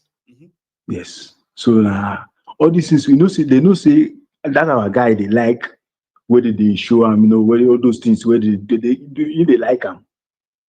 I mean, so that's the way they happen. Yeah, it feels so. Yes, it feels so among. Exactly, and now what you want? A good guy, but in age and the sickness we get now, if you do anything. You understand? But a good guy, I no go lie for you. I no hate him more. And forget about the way when they come to power. But you know if you do anything. Now biscuit him be now, and they know. So everybody could just kind of like see how they can use him. Exactly. Get to So back to the voyage of that king where see this guy Kanu. Yep. No see where in they talk. They open many people eye and they don't like him. When you see that guy, they talk, say, Fulani, they do this one. So this outside they here now, Fulani they rule. All those things now waiting they pick up from Kano talk. And those people they don't like him. If you see the way they take Kano, no be only Nigeria say bring him. No. Now they just you understand, they just close the matter. Because the guy they go far. You understand? So now make that guy go Kenya, go thank them. You understand? So this one where Mark they do now because they know if you do them now for UK because Nigerians go quickly say waiting this one. You understand? There are 2 million of us in this place, by the way. So somehow, I mean, I'm not 100% sure of that, but it could trigger something. No, yes, Nigerians go ask questions because Nigerians don't already they say this guy, this guy and carry all this money where they say this guy and they work free. They go tell you say they go carry and they go court all those things now. You understand? Just formality. One thing you say somebody go see that kind of money, wrong go Nigeria, they go leave them. Not impossible now. Not impossible. Anyway, Baba. Thank you so much. For calling. You're welcome, my brother. Okay. Enjoy the rest of the evening. Thumbs up. Take it easy. Thumbs up, bro. Yes, sir. Thumbs nice up. one. So, talking about this France, I don't know if it was just me, right? Where the weekend was also taken to France, by the way. And when he was to greet Macron, the first picture on the left was when Werewike moved closer. When you zoom the picture to the one on the right, it's like Macron was holding his breath. I don't know if it's just me. Tell me if I am wrong. Okay. Macron is holding his breath. And it's pretty much like, some said it is alcohol. Others said it is the mouth odor of Thiefnubu and Werewike alcohol combined. I don't know. I'm just trying to kind of read a picture. And I may be 100% wrong, which is fine by me. Okay. But I'm just trying to kind of read a picture, see if my interpretation of it, I mean, nobody can tell me that Macron is not holding his breath here. Right? Then also, just yesterday, Donyo Kwigbe uploaded this image on the left, which was a completely unrelated picture that they photoshopped. And Donyo Kwigbe was telling people that Macron and his wife, they dressed in Nigerian attire. Then Thiefnubu and his wife also dressed in Yoruba attire. But at the end of the day, it was somebody else's wedding picture that the Adagbajera Ufu Donyo Kwigbe photoshopped and to celebrate Thiefnubu in Paris. So these two images are currently on social media and there are questions to be asked. I don't know if the mixture of alcohol and mouth odor, the Thiefnubu's mouth odor, as well as with the weakest alcoholic breath, are they both combined, which could be like atomic bomb that got Macron uncomfortable. But since Macron knows what that they look for, so it can endure for some minutes, whatever it takes. I don't know if you have seen that or not. Anyway, let me say thank you to my to this older boy. Brother, thank you very much. You know, that's older from Leeds. Thanks so much for your own generosity there. I got your super chats. And similarly, Latiaruno, I got your buy me a coffee. Clearly, I got that of my man, Yomitotu. And I have also received that of my leader, Lababs. Well, all of you are feeling generous this evening. So I have to say thank you to all of you. And every penny counts, they say. Every little help. I appreciate you as you are appreciating Mayegun. The universe will keep you or will preserve you all for me and preserve me for you as long as we breathe. Here is Stanley. Hello there. My brother. My brother. One name. How are you, sir? God bless you. Amen. How is everything? You too. Well, whenever I'm coming back from work, I'm always like very full of ecstasy that I'm going to listen to you by the time. Thank you.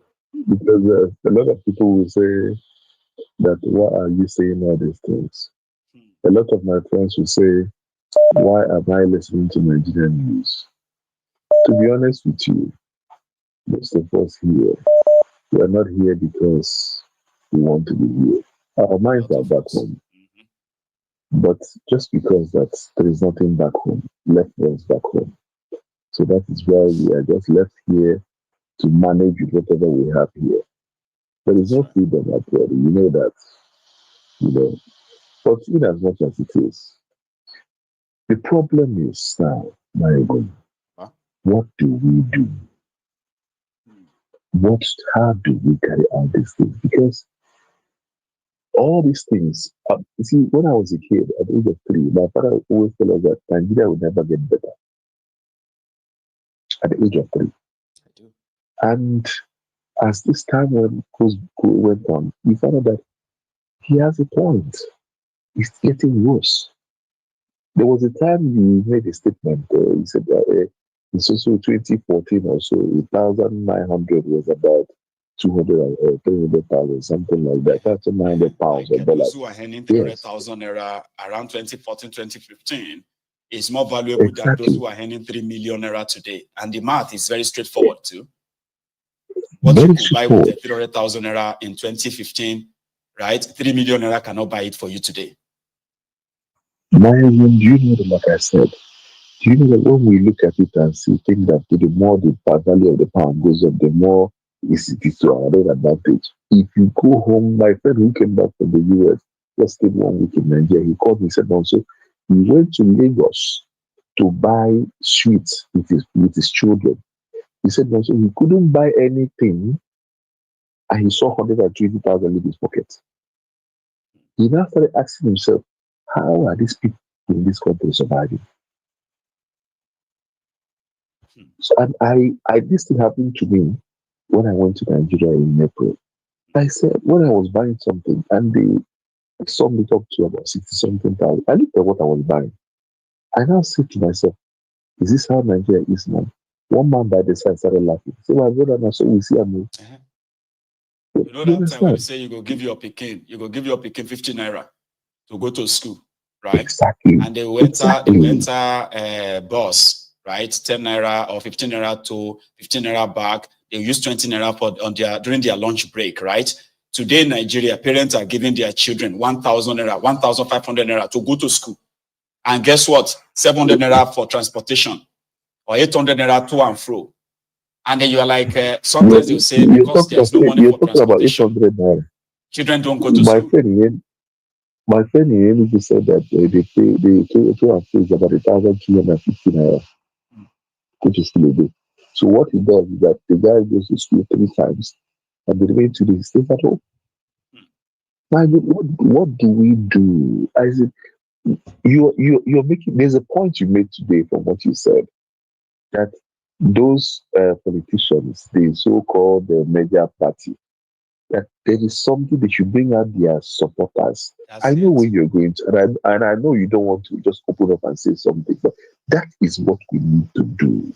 That is why I'm like, if any one of them is saying they are coming together, preparing to form a coalition, and none of them is ready to actually move out these their supporters who are actually Nigerians, who are victims of this, this APC. If you are afraid of asking your supporters to hit the street and make a demand, there's no point in asking them to go and get voters card.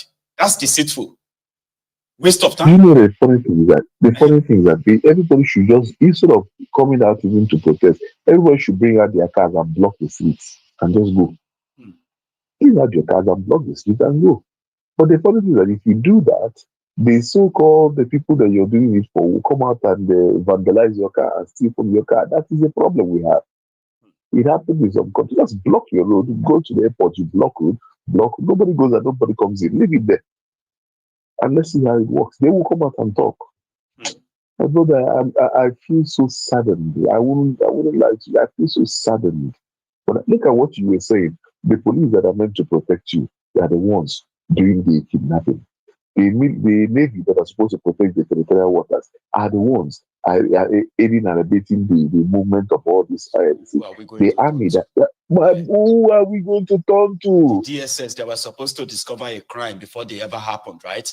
They are looking at those. They are looking for those who are saying something about politicians. Exactly. Eh? Exactly. The Navy that are supposed to prevent, to protect the waterways in Nigeria, they are the ones aiding and abetting bunkers. Soldiers who are supposed to go after armed people, they are there fighting over who is going to protect us. The bunkers. Custom who are supposed to keep us safe from harmful stuff getting into the country, they are the ones sharing slot with smugglers. Who are we going to turn to?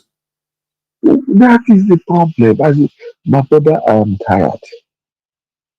There was something you said. You said that somebody said it depresses her, so she goes up and she comes in. Like you rightly said, whether you like it or not, if you come back after 2 months, it's still the same problem. We are facing the same problem. I mean, you say you are taking a break from my, which I approve of, right? But that too means that even if you come back in 3 months' time, it's going to be something even possibly worse than the last thing you heard when you left. Exactly. It's not going anywhere. Exactly. So if there's anyone who has, if there are those who have the capacity to actually really change something right now, there should be those who are looking forward to 2027. Nobody should, Obasanjo said it, nobody should be preparing for 2027 in this kind of situation that Nigeria is in right now. If you can't fight it right now, it doesn't mean that you are going to fight for the people, even if they come out to vote for you. And they steal the votes. It doesn't mean that you are going to fight for them. You are all probably going to say you want to go to court. But let me say one last thing before I go off. Do you know that if Nigerians want to change Nigeria, they can? Yes, now. It's very easy. It is very easy. All these things we are saying, it is very easy. If Nigerians mean business and say, we're going to change this thing now and decide to move, my brother, these people take to their heels. I'm telling you the truth. I know. But like I said, it's okay. I will keep listening. In any way, we shall always see. keep Exactly. listening and hoping. Exactly. We shall see. No problem. And maybe somehow, what we are doing on this platform, it may not be giving this, immediate reactions, right? It could be very slow, all right? But with our consistency, some of them probably are working around something similar to what we are projecting. So we'll give it time without stopping. Stanley Baba, thank you so much. Brother. Thank you. Thank you. I appreciate it.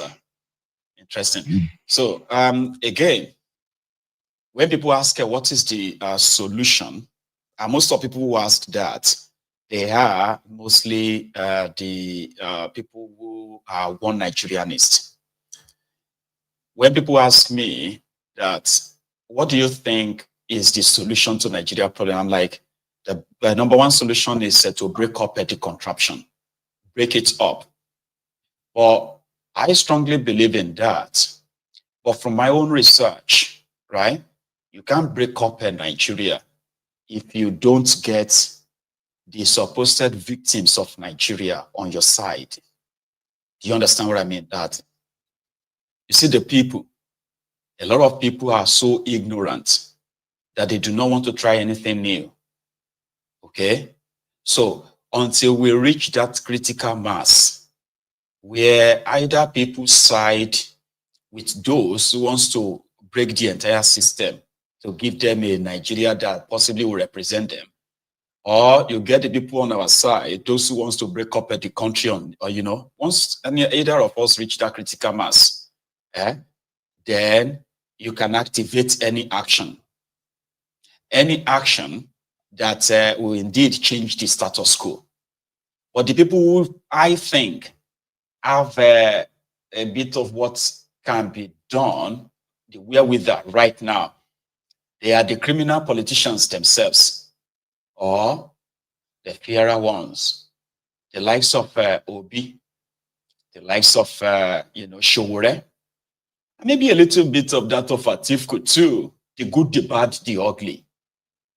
You get what I mean? Because in the process, they will pay some prices too. Everything that the system has given to them will likely also be sacrificed. Something that I believe is why they have been held back.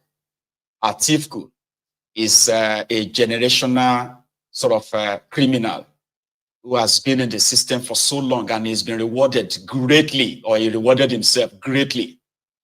So if he comes and pull rank with others, in the process, he will sacrifice, he will lose a lot of what Nigeria, or he has kind of stolen from Nigeria too. Peter Obi will also lose some of the privileges that he, as one of the elites, has managed to keep for himself. He will lose them.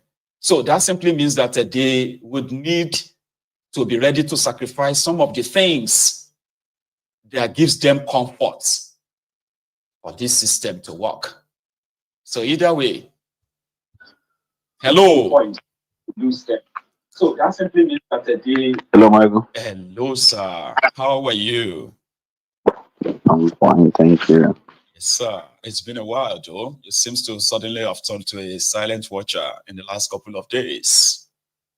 Yeah, I had to go silent because I was involved in certain things that I needed to concentrate a bit more to get them out of the way. Okay, fair enough. And now you're back.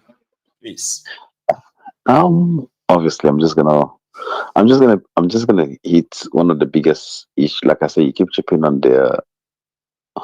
you're chipping on the back of the wood, and you're beginning to get deeper and deeper into the wood. The Lefarot to me is doing the same thing. So we can't wait for the entire thing to fall with a big bang. Then it has to fall either one way or the other, to be honest with you. For those people that feel depressed and say Nigeria will never work, Nigeria can work. Nigeria is a perfect society. It has worked before. It worked before independence. It worked after independence. Yeah, right. The system that worked in Nigeria was a system based on merit. before the introduction of federal character system. The system that worked in Nigeria was a system of confederalism, where each federating unit controlled their resources and had their own, I'll say, federating government. You're right. And for those that are old enough like us, I remember that the Western region owned the embassy here in London. Yes. And the Eastern region was more affiliated to America. That's right. While the North was affiliated to the UK and partly to the Americans, because they didn't have no alliance, and they were also keen to be close to the French on the Arab League. I know I'm just going deeper. However, the Nigeria we have now is a Nigeria where somebody comes in with quota system qualification, get two to get a WAEC, get pass two courses in WAEC, and become the head of service. How do you expect that person to analyze a report? And one of the biggest problems you have in Mayogo, let me tell you the truth, is that you have people, you're trying to convince an audience that think in a binary, way, in a unitary way instead of binary way. When I say unitary way, when you go, most people here are Nigerians, they have friends that are Nigerians, they have family members that are Nigerians. Call somebody that is doing something wrong in Nigeria and tell him this thing you're doing is wrong. And he will not even listen to you finish that conversation. He will tell you, before you're trying to force what aboutism? What about that one? Am I the only one doing it? What about? It's not. If you're going too far, you're going too far. The first after that, what about anyway? Next thing is you're trying to force and sign Magari. My pastor said, my imam said, my godfather said. So this your godfather now. Just watch the way of thinking of a typical Nigerian. This your pastor that said, has he done that thing that I'm telling you is the right way? Your pastor has no experience. He just saw a video on YouTube and is giving you an advice and you're believing it. Your imam saw a video on YouTube and he gave you an advice, you believe it. Your godfather, they do not have the critical ability to pick up the paper and read it. For example, I've read the tax law, the Thiefnubu tax law. That tax law is a good tax law. Right. It's converting Nigeria back to the old federalism system, confederating system, sorry, but through the back door. If that tax law goes through, you keep most of your money. Go and I have done a review of it for some people asked me to do a review for you on the private chat, and I told them this is if you earn 1 million under the current tax law, and you earn 1 million under the new tax law, you will keep more of your 1 million than you would do if the new tax law goes through. These are the things that when you want to criticize the policy, you criticize it based on the positive and negative side of the policy. Right. However, the problem we have in Nigeria is if you implement that tax law, the old Western region and the old Eastern region will become more prosperous. But Thiefnubu still controls most of his Lagos. So he takes his own share from it. That's the difference. Thank you. Thiefnubu wants to introduce his own company that will be taking that tax on behalf of government. In front of the FRS, it will become Nigerian. Jump to these places where the money is made than sharing formula where rob Peter to pay Paul. It's kind of. Thank you. The problem you have is, like I said earlier, that imam that is busy talking about tax law. What qualification does he have to justify him being able to analyze the tax law? Are you seeing where that is why I say the Nigeria we have now will never work. The Nigeria we have now will not work. But if somebody like you bring that tax law here and you start reading it, explaining it to people one by one, the same people you're trying to explain it to will not listen to you. They will go back to that imam and listen to that version of his own. So that's why I say you're chipping at the I keep telling you, you're chipping on the tree. The tree is not going to fall, not because the tree cannot fall, but because you need to hit a critical mass of people that can critically think outside the unitary way of thinking to say, okay, this person is a bad person. I don't like you as I'm not a fan of Thiefnubu, but he has something good he's offering. In this one, he's offering something good. Even though he's going to eat from me through back door, But in another way, it's taking me closer to where I want to go. Because by the time you implement that tax law, you will now know which states are bankrupt and which states are not bankrupt. And there will be a lot of them. I mean, it's only about 6 or 7 states in Nigeria that will be viable. Thank you. When you now get to the point where states are viable now, when somebody open his mouth and tell you want to be head of service, you now say, come, you cannot be from a bankrupt state. I'm controlling the same service that I contribute more to. It begins to give you leverage through the back door. And I keep saying it. People say that the people in the system cannot take us to where we want to go. However, me, I tell people, the people within the system will keep making laws that will break the system up to the point where we that want to go to a positive area, maybe in my lifetime, obviously, I've gone past my 50s now, into my 60s. So if it is in my life, there's a chance that somehow this is good. I kind of said something similar to it. I said, if I leave the logical thinking of it to emotional thinking of it, like we have all said many times, of how much the North has grown so lazy enough to be dragging the rest of us backward. So this will make me align with what Thiefnubu is about to do, ignoring his own, his own jara that is about, making himself even more richer. Okay, but thing is that the northern Nigeria who have this mentality of born to rule, they might actually be getting to a stage of wrapping it up, and their interest in this one Nigeria may become reduced slowly and gradually until they feel like there's nothing to hold on to anymore. Have you noticed that? Have you noticed that when the northern elites are talking, they tell you Nigerian oil. They don't tell you Zamfara. They don't tell you Nigerian gold. They don't tell you Nigerian mineral in the up north. Why do they do that? That the moment that tax law comes in, sometimes you may not like somebody. Go and read the policy and so they will understand. have to declare their gold now. Thank you. Now you have to declare your gold in your uranium and other things that they are secretly mining illegally. Thank you. And when they issue a mining license, we know where the mining license goes to. We know who owns the mining license in that state. And if he's paying the tax to the states, if it's not, then it is now the duty of the state to go after them or go bankrupt. Thank you. And not even that, it makes it easier for people like you now. What you're doing and going, you know what? Okay, the person in charge of repairing the Wolu Road, the taxes you collect on the Wolu Road goes to this particular manufacturing plant. Why is this road not being working? You start investigating. You give you narrowing. Unlike now, Nigeria, the system that the northern elite has succeeded in creating in Nigeria is what we call it's shrouded in so many secrecy through the military rule. Everything is federal. The moment that tax law comes in, we start beginning to see who state, like I said, who state is viable, who is not viable. Now, you can start beginning to campaign to go, you know what? If your state is not viable, you only send one senator that you can afford to pay to the federal house. If my state is viable, I send more senators.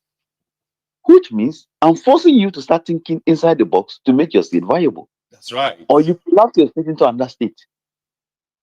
So that's actually what got them so mad right now. And they said it is a total attack on the North. It is going to weaken them. It is going to bankrupt them. So me as a Southerner, if I want to become, like what we have been preaching, let everybody control their resources, I will be like, then bring it on.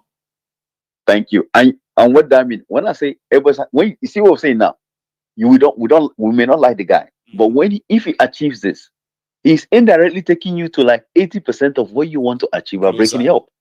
Because if you can control your resources, you can decide what you do with that resources. That's right. And you can decide when you're going to break it up. Closer. That makes a lot of sense, by the way. But it is because the man running it is not a trustworthy person. But you're right. Let's see how far they can stay. He's not going to live forever. He's not going to live forever. That's one thing we put there. People like us are going to go and pass one day. Eventually. Once upon a time, if you call IBB's name in Nigeria, they say I'm Maradona. Once upon a time, Abacha was a feared name. Once upon a time, even this Idiagwan was a feared name in Nigerian household. They all come and gone. I probably may not be, like I said, I may not benefit from it. But I'm looking at it from a point of view of, okay, you know what? I don't like this guy. But this thing is breaking. Is it helping me to achieve my target? Getting us because the moment that policy goes through, The moment that policy goes through, the Yoruba nation, the Biafra nation will not realize, wait, when we open this bank account, we've been at least it will be family bank account too. But I can't look and say, me, they contribute 80,000. You, they contribute only 1,000. And you want to be managing director. Okay, calm down now. How you want to be managing director? We cannot run it this way anymore. Okay? We cannot run it this way anymore. It's either I continue to be your managing director, or you go make your own money to bring your own money, make it equivalent to my own. Then we'll go run it that way. Then you will see that people will begin to sit up. You will not, people will begin to realize, wait, I don't need to go to Lagos to get a job. I can be in my state and get a job. Yes. And that is the part I'm looking at it from. I may not like the guy, but that's the part I'm looking at that policy from. And that's why the North is always keen. If the North, and you know what somebody said? If the North is mad, seriously mad the way they are, then maybe it's a good thing. I was like, okay, we shall see. The question is, if the North is mad the way they are, that means we have been suffering in the way it is now. We shall see. Thank you so much, okay, for actually adding that, all right? On this platform, we have the chance of looking at things from all perspectives, right? Which is what makes us very, very, very, like, you know, interesting, I would say. So thank you so much for stopping by. I shall speak to you again, sir. You have a good one. And you too, bye. Yes, sir. Bye-bye. So, Baby Rose, I got your coffees, because it's like, and that's quite generous of you, right? To get me the many, many cups. If to say this whole thing is actually like they are bringing me coffees from, you know, from Costa, I'll probably become a coffee addict. You guys are so generous this evening, and I appreciate that, okay? So, and you're like the general. Great work. Thank you so much. And then, yeah, the message to talk to, I bet is reading it. All of you are engaging yourself in the comment section as we speak. So bless you. Here is Prince Adebayo from Sweden. My king. Yes, sir. My king. The prince. My king. Thank you for picking me. I'm fine, Baba. Baba, I'm very grateful for the way you present your programs, honestly. Every day you add blood tonic to my day, you know. I don't know what I'm doing. And thank you so much for the support as well, you know. Please keep doing it. Pastor will say, I'm telling you, if there is no GO. You know that now. I'm telling you. So I can be talking to myself every evening. So I am so grateful for the kind of audience I have as well. All of you. I'm telling you, Baba, now for this YouTube, now we catch our own joy. You get now, so we will grow together. I tell you, that's how we will grow together. Otherwise, if we don't see you for this YouTube, our situation becomes unfair. I know. Do you know that I didn't want to come on tonight? Prince, you know, it was like end of the month anyway. You know, let everybody go rest. And then I was like, man, I have this few stuff I wanted to talk about. And I don't think it's due to actually move it to a new month. Okay, new month starts tomorrow. So, okay, I'm going to come, and I'm glad I did. Yes, Baba. Thank you so much. You know this. Go on. Yes, Baba. This tax problem, this tax bill, yes, sir. It's God. It's God that's indirectly using Thiefnubu. Thiefnubu did not. So. Yes. He did not go into that. Many vices. So, but this particular one, something is directing him. And go on. Yes. You know, what the common citizen of Nigeria has been saying from day one is remove power from the center. You understand? Right. If you remove power from the center and make it a regional kind of government, a lot of states or a lot of regions will develop.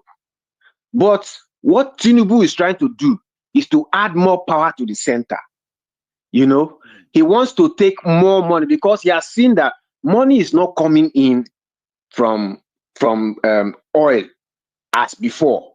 Now they need to use tax to, you know, increase their own revenue. Right. So the only way they want to do is by tweaking the system so that it will encourage states or regions to perform more, so that as they perform, they will gain. So they are taking the money, this tax is going to remove money from the illegal hands. That's all those state governments that are not allowing the funds to get to the center. The source where they are not declaring. Yeah, Most of them that they have privatized. Exactly. So now we would have to declare them, right? Yeah, exactly. In order for them to be viable, they need to declare them. Otherwise, if they are not viable, if they bring 1 naira, they will divide that 1 naira with the federal. And now, then the federal will give them their own. You understand? So they will take 60%. Yes, exactly. It's not viable for the state because there are so many undeclared profits, and they are putting most of this, especially the northern governors, they are putting their states in deep mess in order to be getting that backyard illegal funds from gold and lithium and all those other things. Tinubu went to France now. Yes. What France is looking for, 90% of what France is looking for is in those northern middle states. belt areas. That's right. Yeah. So if Tinubu want to deal with them, Baba, he will just reignite that Niger problem and send military there. They will not rest. They will just stand still. And you know that kind of war is a war of attrition. It will last for. It can never end. You know, that's one point Tinubu can use, but I'm not sure he's looking for that. But that is one of his game plan. But the one I'm sure of is that he wants to increase money that's coming to the center, so that the center, that's where he is. The center will be more viable. But what I'm seeing is God is using him to do this, so that by the next time, season, after it's 8 years, another one will come. By the time they want to revenge, they will now tweak it again. Say all the companies that are mining in this area, this region, must be headquartered here. Sure, you see now that everything is now going back to basics. You understand? If you tweak it, all the oil companies will go and locate themselves. Go to the Niger Delta. Yes. All those ones who are also mining illegally, they would have to be declared legal so that they can collect money from them to run their states. Exactly. So you see now, but the key one that benefits Tinubu both locally and nationally is that value-added tax, because no matter how you tweak it, the Southwest is where everybody wants to be. So whether you like it or not, you will pay that value-added tax. Lagos, Ogun, all the Southwest states, they will develop faster before any other state, before any other region in that country, because it stretches from Lagos. If they actually really use the money for the people, that's another argument entirely, right? They will be forced. I think your point is very valid. Your point is valid in the sense that Thiefnubu's arrangement is we are not sharing this money with anybody anymore. Okay, once we take from Lagos, we give Lagos 60% back. We keep 40%. Whatever we take from the state, we give them 60%. This is no longer like we take from Lagos, take from everybody, put it in a jar, and then redistribute to everybody anymore. No. It's what you gain. We take from your state. Now, we'll give you 60%, we take 40%. And Tinubu knows that the Southeast, they are just waiting that it will just happen like this. They just say, okay, this one, let's do it regionally. Everybody, South go even happy pass. Let's do it by the geopolitical zones. Everybody, every company you have, you go from there, they give us. They will so love it. He knows that you don't need to convince those ones. But the North, they are now on shaky. There's something that I think I should remind everybody as well that Thiefnubu just did as well. And that is creating the geopolitical zone commissions. Do you remember that? They are right now, even though you have states, right? He has created 6 geopolitical zone commissions, and they're like regional governments on their own. Do you know that? He has created I know. The Southeast Commission has already formed. Let me list they are thanking him for that.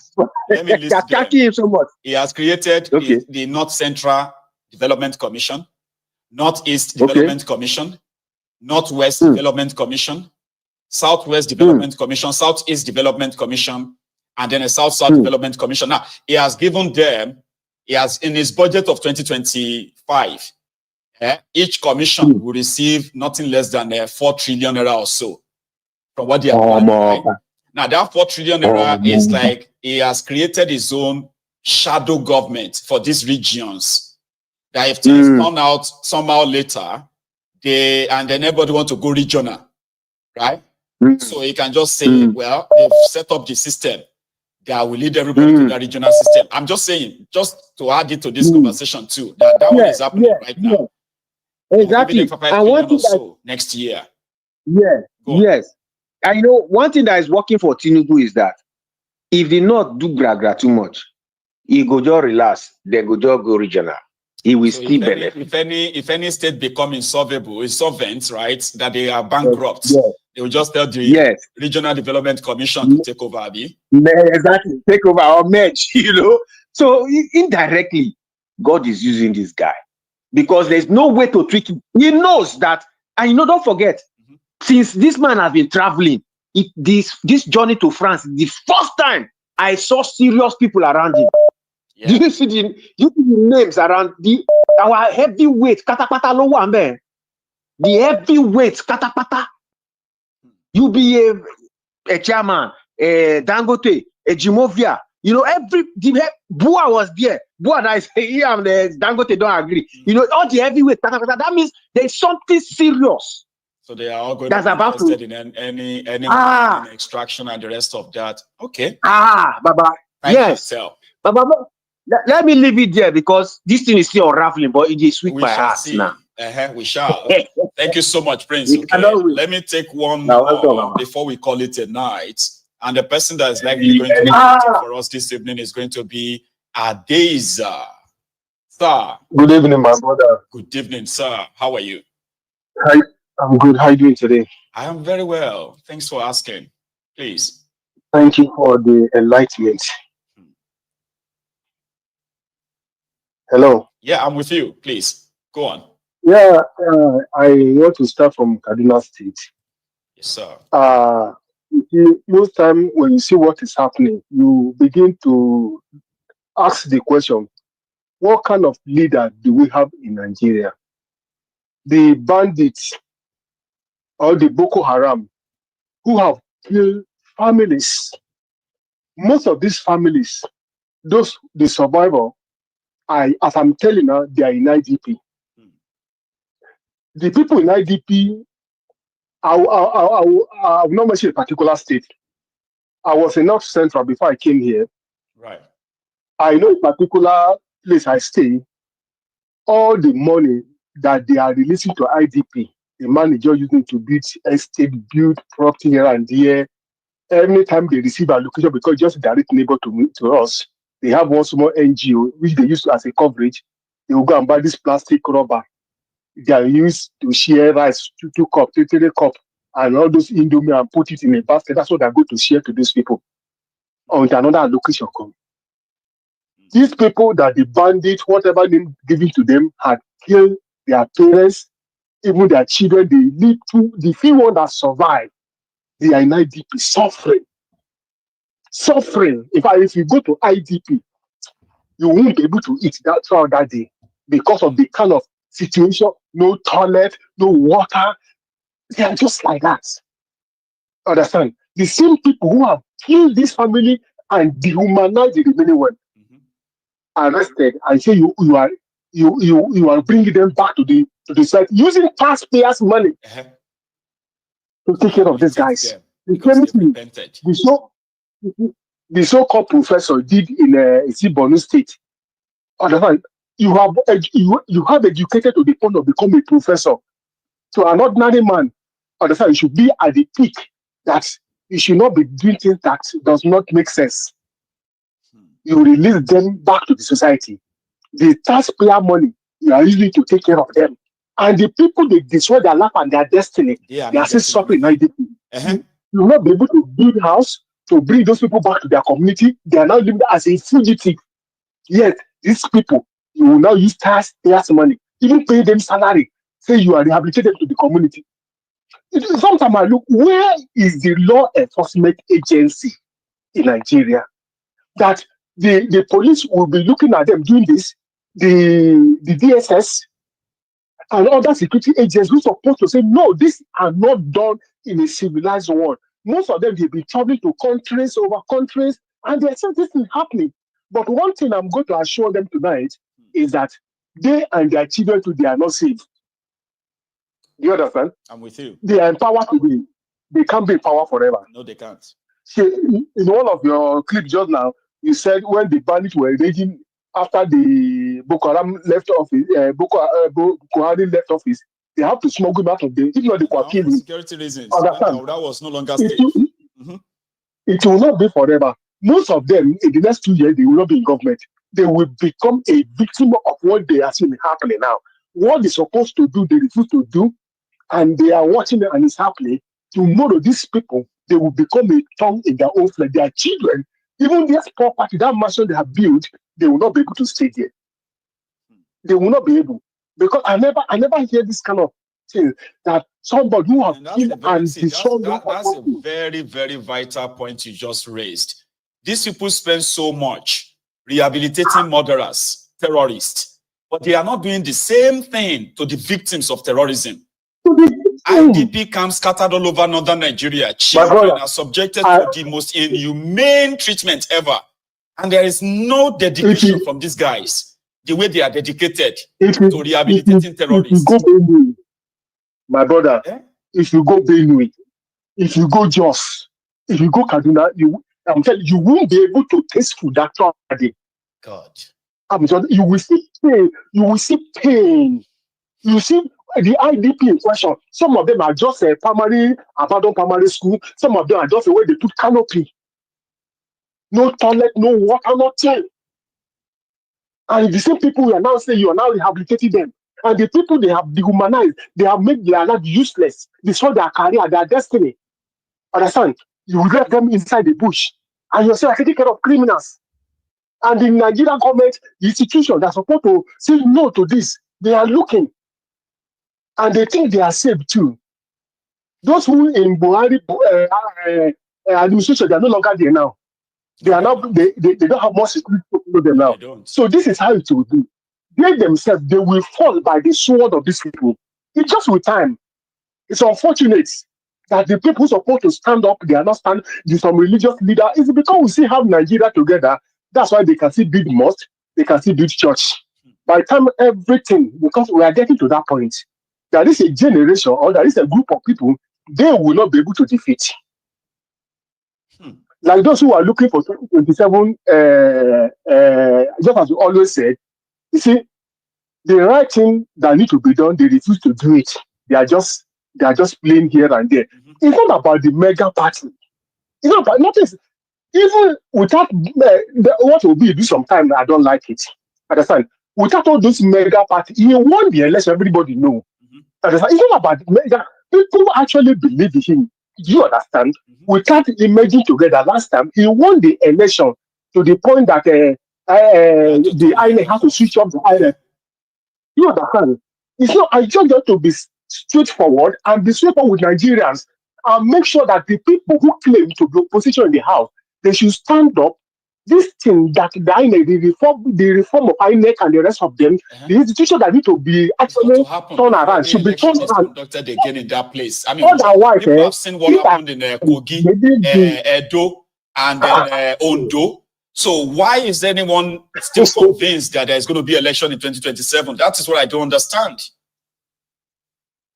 What needs to be done, they refuse to do it. They are just beating around the bush. And the INEC will come because when the time reach, they will release the army into the street, they will release police into the street, they will release DSS, and whatever they call, everybody will go and hide again. It continue another 4 years. That's what they are doing because they have seen that the people are taking fear for faith. See what people are taking fear for faith. My brother, God bless you. Keep on doing the good job. Thank you so much, Ade. All right. All right. I appreciate you, and I will always do. You have a good night, okay? Thank you so much. I read a comment where somebody said, Mayegun is reasoning very right this evening. Listen, I am not Mr. Know-it-all. When I spend my own first 2 hours, it is to tell you what I know. All right? And then the next hour after that is to engage with other people's opinion and what have you. So I am not going to force my opinion on you. And that is why on Mayegun's Diary Politico, you should not become, a bit unruly simply because you don't agree with what I say, which is your prerogative. So call in or, drop your own idea without being salty and all that, okay? I do not have to agree with my callers. I do not have to argue with my callers, right? All I have to do is kind of like, for the sake of our listeners or everybody, all of you, to make it more interesting is to let you know that other opinions also count. And if people are seeing things from a different perspective, it is ideal for them to express it. It is not mine, right? To sort of interrupt them in a way that would be so, I don't know, that would be pretty much like unreasonable or so, okay? So for people who believes that Thiefnubu can be given a benefit of the doubt, they have the right to feel that way. And all they have to do is just to present the argument like everyone just did now. And you, our viewers, you agree with some, you won't agree with others. That's the interesting thing about Mayegun's diary political. So if you look at me and you think I am somebody who wants his opinion to be this, that means you are just a biased person who would never like me. Apart from that, right? If your view about situation is different from mine, I will be so grateful to you to call in and share it. And I will listen, I will engage you. I will partly agree with you just for the sake of our listeners. And that's the reason why we spend 3 hours on Mayegun's diary political almost every night, to let everybody express themselves, right? And let the people be the judge. Whatever you make of all the information you found on this platform is totally yours. But one thing we try to do is to make sure that ignorance is totally defeated, right? Which means ignorance should be a choice. People can't say, I didn't know that. Oh, I've never heard of that.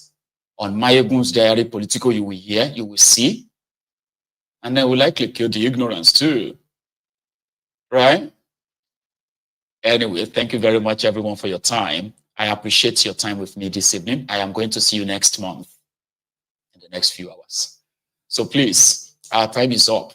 And remember, you can still like this broadcast, subscribe to my channel, right? Share it as well. And if you joined us late, you can watch this broadcast from the start again to cover up from where you missed. And from myself to you, I will say good night to everyone.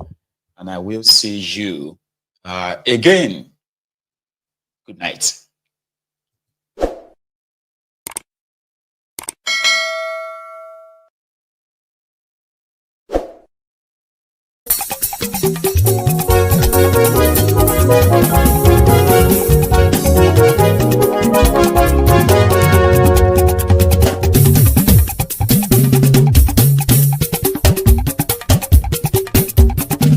Mayegun làwa mọ̀ làmọ̀ tó dòdòdò.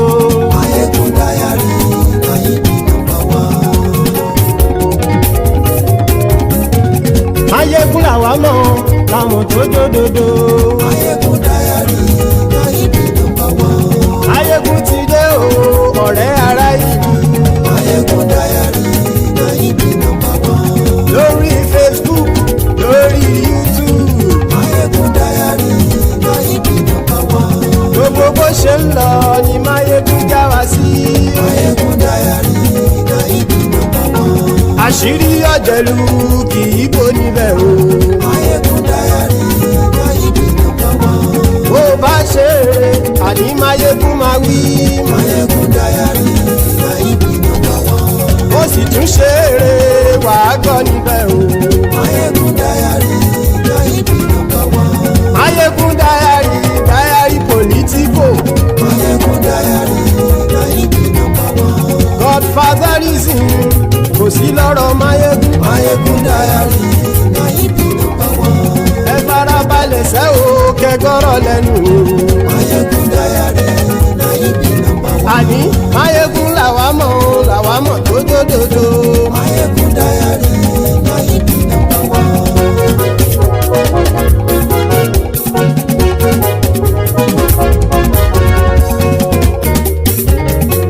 Àní ẹ̀sùn ràkì. Mayegun ti dé. Mayegun ti dé. Ọ̀jẹ̀lú ẹ̀sùn ràkì. Mayegun ti dé. Àní ẹ̀sùn ràkì. Mayegun ti dé. Lórí Facebook. Mayegun ti dé. Àní ẹ̀sùn ràkì.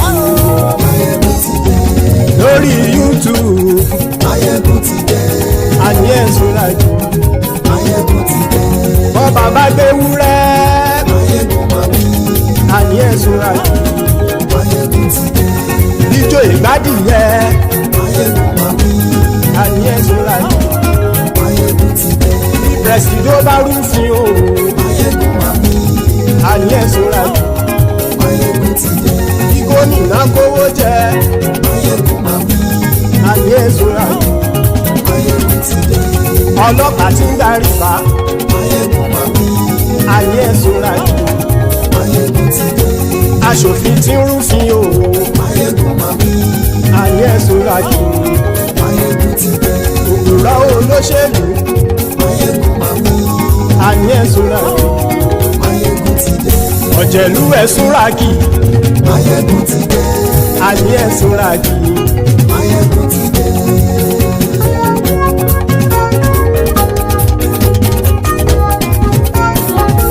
Máyégún ti dé. Gbogbo ọ̀jẹ̀lú ẹ̀sùn ràgì. Máyégún ti dé. Gbogbo ọ̀jẹ̀lú ẹ̀sùn ràgì.